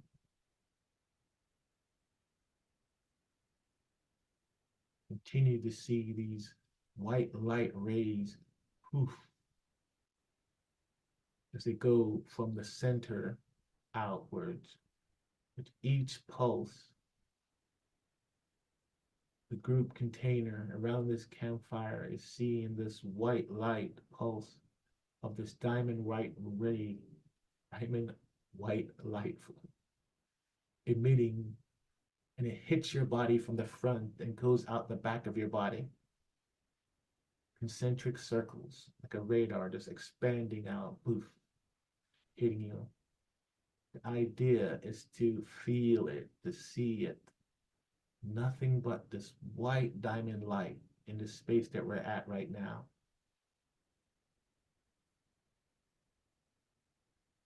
Continuously pulsating from the center outwards, hitting your body. And as it goes through you, every second, poof, the idea is to feel this white light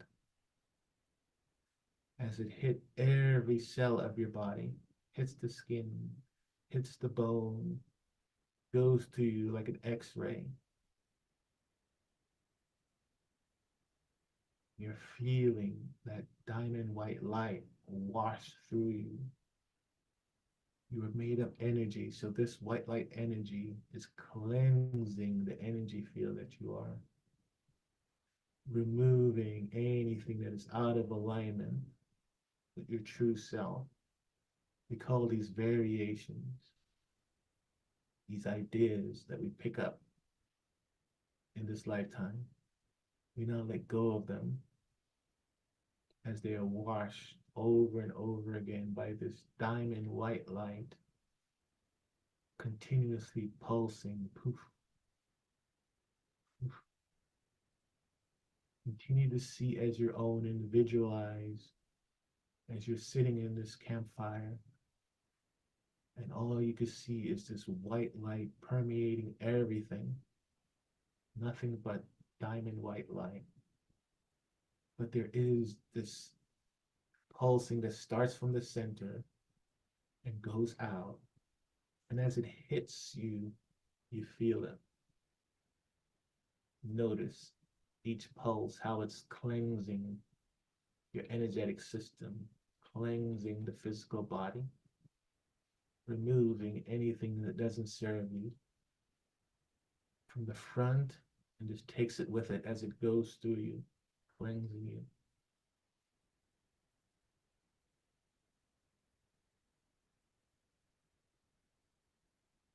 Continue to see as these pulses intensifies the energies being provided by the ascended sun and the ascended moon.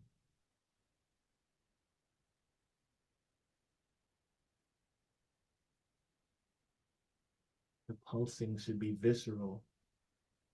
Poof. Very important to see it. Feel what it's doing to your heart center as it goes through your heart chakra, cleansing your heart, cleansing your throat chakra. Focus on any parts of your body you feel called to do so. And just notice how that white light hits it, front to back, clearing, removing.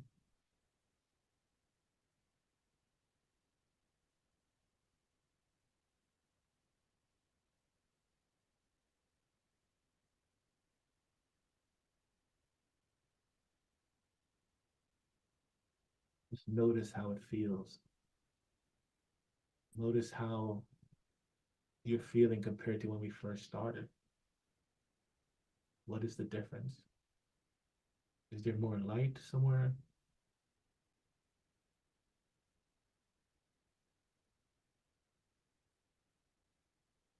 As we continue to see this diamond white light pulse go through us, clearing, removing.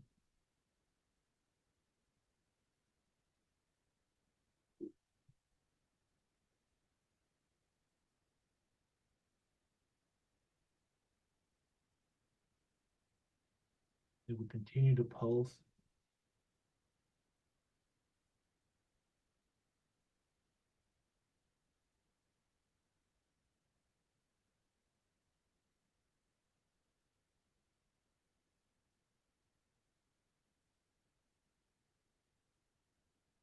You continue to notice, continue to feel the washing, the clearing, the cleansing of each wave of diamond white light. Notice how it hits the bones, the brain.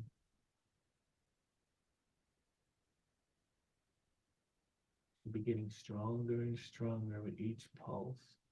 Diamond white light pulsating, moving through you, clearing.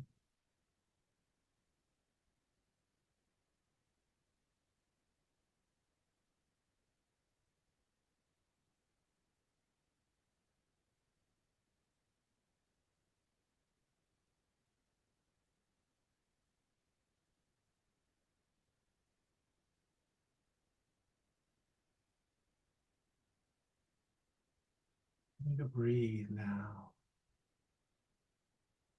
You don't have to do anything now, but just notice how your body feels now. How the energetics in your body feel.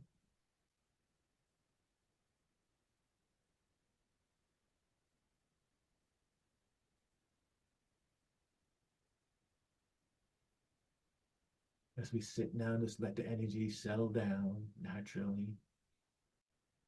Just notice as you continue to breathe and moving the energies where it needs to go.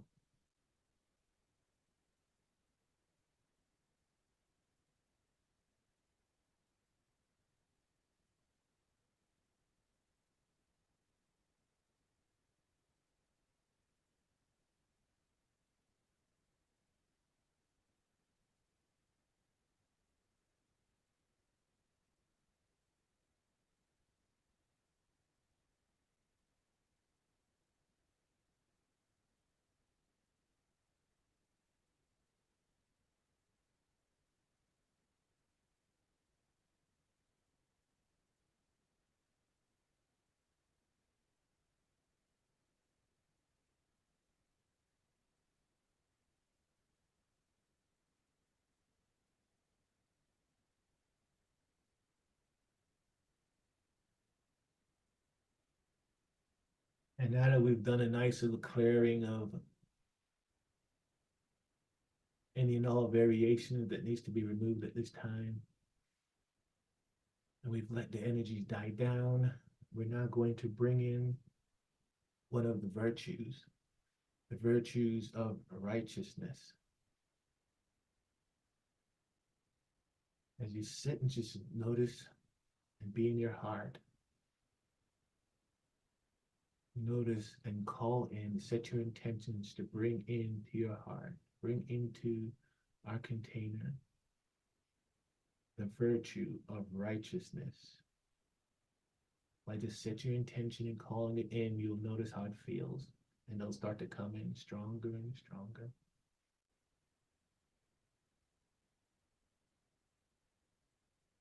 Notice what righteousness feels like as you simply call it into you. And it appears.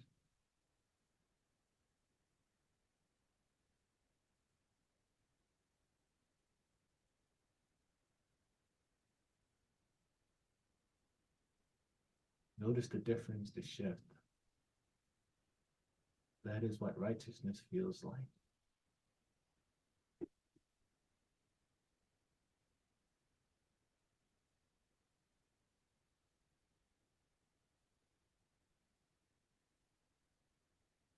We call in the energies and the frequencies of righteousness after clearing our field, after sweeping our energetic field, after clearing our energetic lines, soul lines like we did, the 10 lines, after the diamond white light cleared our field, we now call in the energies of righteousness into that clean energy.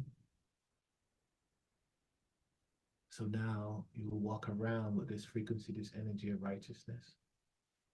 Just imagine what you will create with this frequency, what you will attract, what you will become. The most important is just to feel it now as it comes into your field.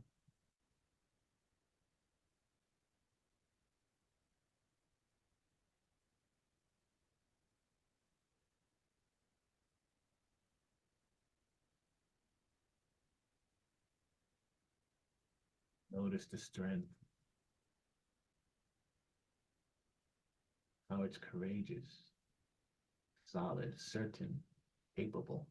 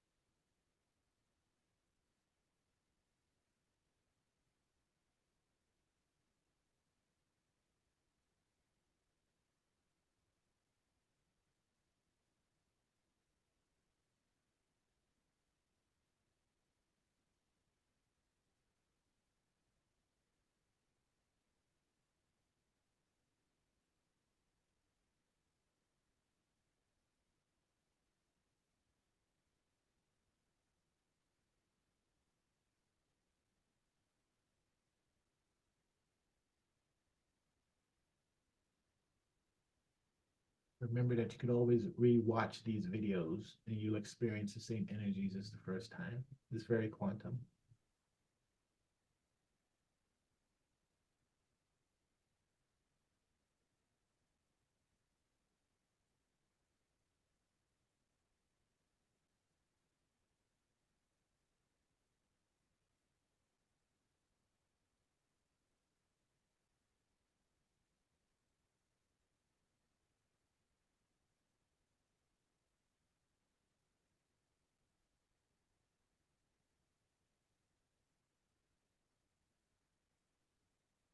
So we're clearing the energetic fields.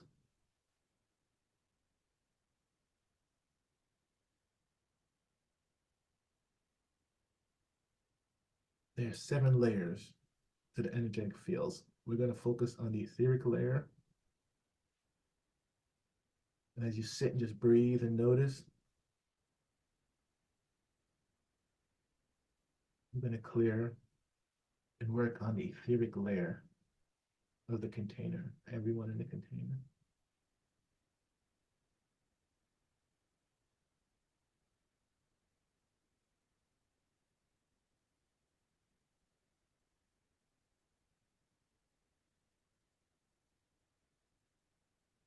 Now there's also the emotional layer. We're going to work on clearing the emotional layer. Sometimes our emotional layer gets a little muddy. The emotional layer of this container is indeed a little strong, so we're going to clear it to 0.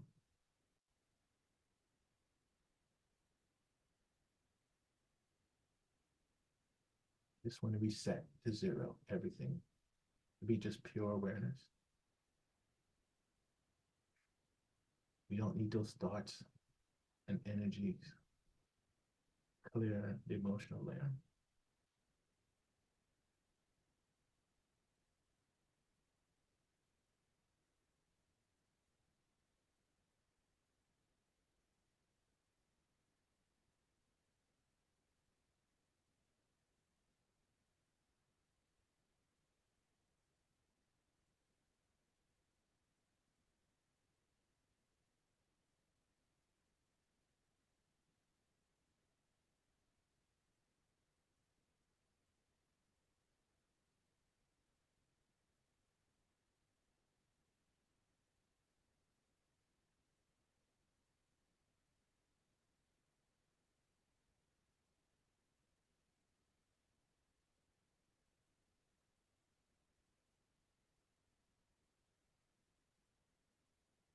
You find yourself being a little bit more emotional, centered and balanced. Nothing will be able to move you.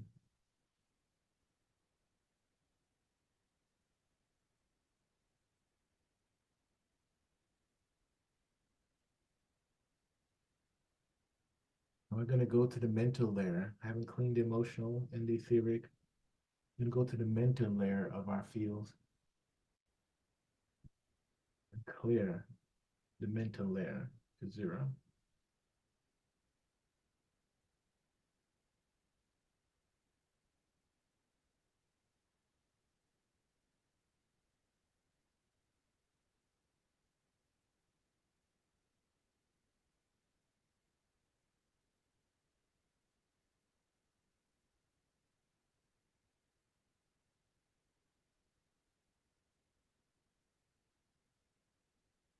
Everyone is in good mental state for this container because that was pretty clear.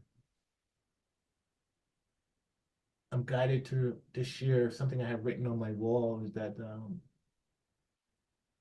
the past is memory. The future is in our imagination. There is just now. Let's work on the astral layer of the field. Astral layer ruled by the 4th chakra, the heart chakra. Clear that space where we hang out when we go to sleep in the astral dream space. With the clear astral layer, you have a much better sleep experience.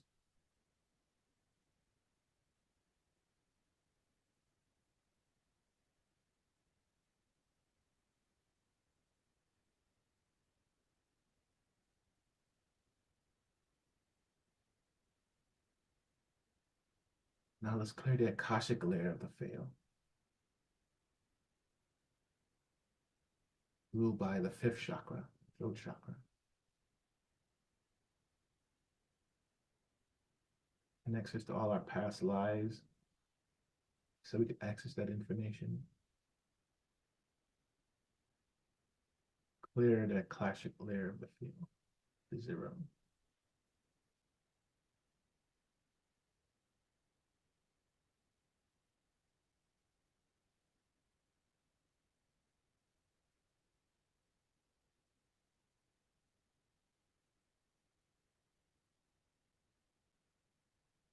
We now clear the Atmic layer of the field. That's the layer of the field that connects us to our oversoul.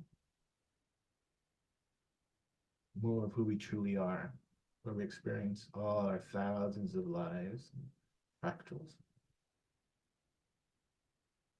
It's at this later field we start to remember all our lifetimes. Memories come back.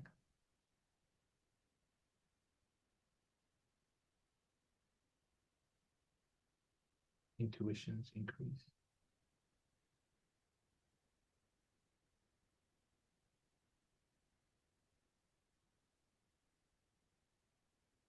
And also the third eye chakra.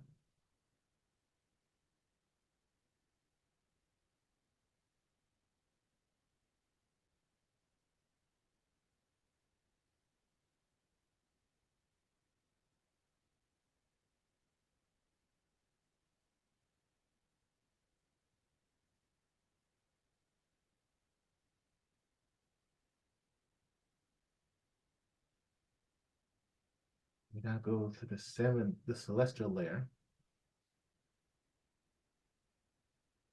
around the crown chakra. That's the layer that connects us to the creator, source. Unity consciousness.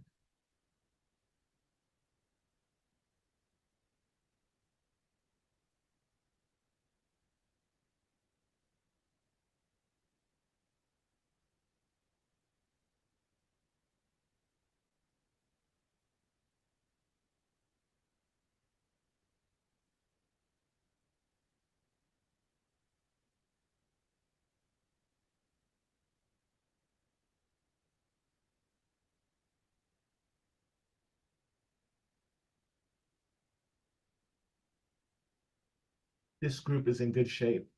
That was a fast clearing of all 7 fields. It's pretty good. That means everyone is okay. And so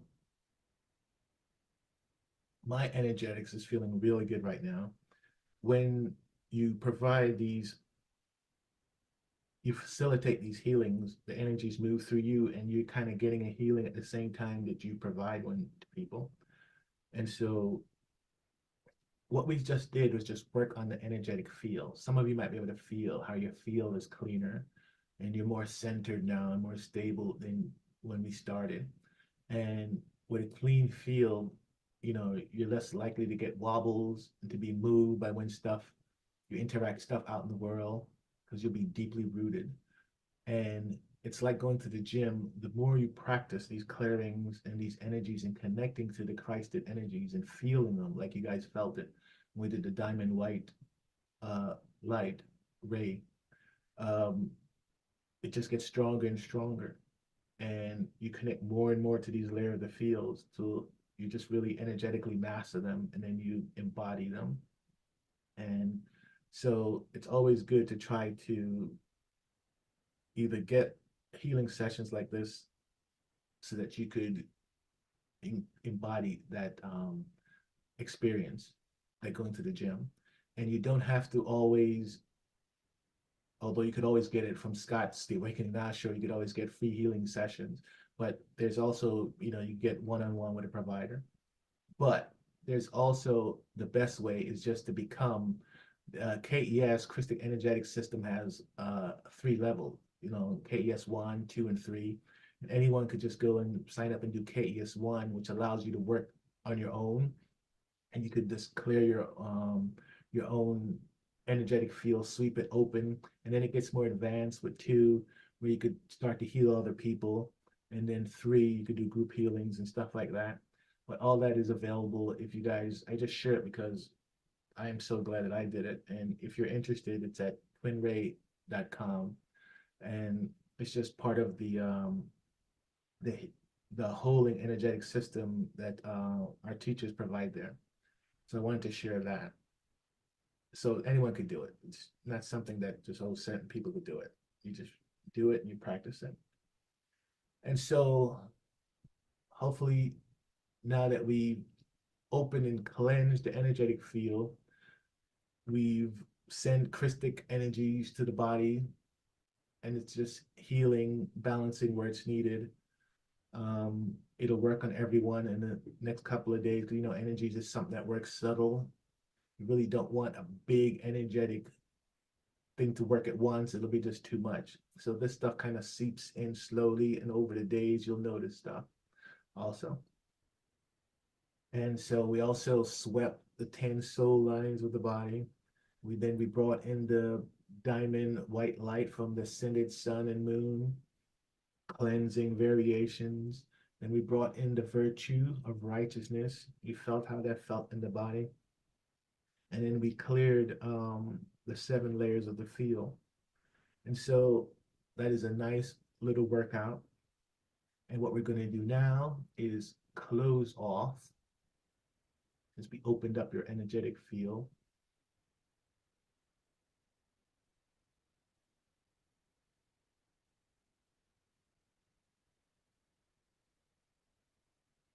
We don't want to leave you open up. We want to close off your field, seal, starting at your crown, the group container,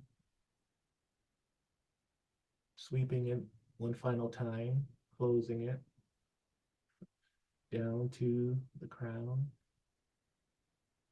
third eye, as we go down the body, sweeping it again, a final sweep, closing off the throat chakra, sweeping down to the heart chakra, down to the third chakra, down to the sacral,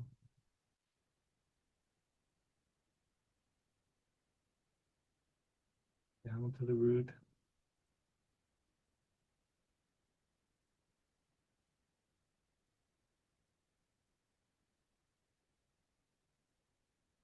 bottom of the feet, down to the earth chakra, ceiling,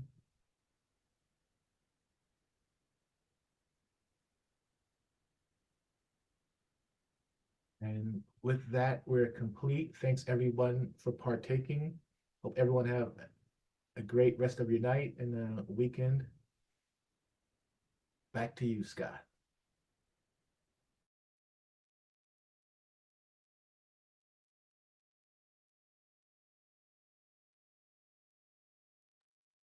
Microphone. What would I do without Omashar? I tell you, thank you so much. I probably would have babbled on, said my goodbyes, and people wouldn't have heard it. And we would have learned lip reading, so thank you. And thank you, thank you, Norman. That was comprehensive. Yeah, he's beautiful. He's a beautiful man. Yeah, felt every moment. Yeah.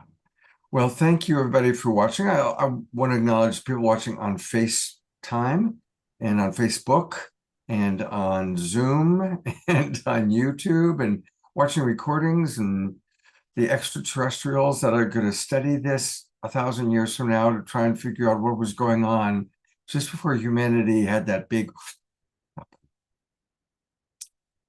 Any thoughts from tonight's show that stood out for you, Omashar? Just that we're all doing this together, and there is such a weaving of the ancient indigenous to the future now, and it's palpable, and it's almost beyond words to summate, but it just feels really alive and exciting to be a part of it. And so that is what I get from tonight and every night, but it's getting more and more like that every time. These shows never cease to amaze me, never. Well, you are such an essential part of it, brother, and it's so beautiful to watch. I mean, everybody just loves you. It's thank you so much for the opportunity. Thank you. And thank you, Carol Craig. I love reading that. Dr. Laura. Susan is still with us. George, Ayada. Thank you, everybody. It's time to go over to the Sign Network. In order to do that, I've got to leave the Zoom room. So let's all go dance with Summer Joy. The link is in the chat box. Or if you go to signnetwork.zoom.us, My Garden of Love. That's going to be too hard for people to remember. So you just got to come into the Zoom room and get it. I'll also post it on my Facebook page. That's what I'll do. So I'm copying it. And for those of you who are watching on Facebook or YouTube or somewhere else, go to my Facebook page and you'll see it there in about 60 seconds. And I'll see all of you, including Obashar, in the Dance of Joy dancing room tonight and again tomorrow night.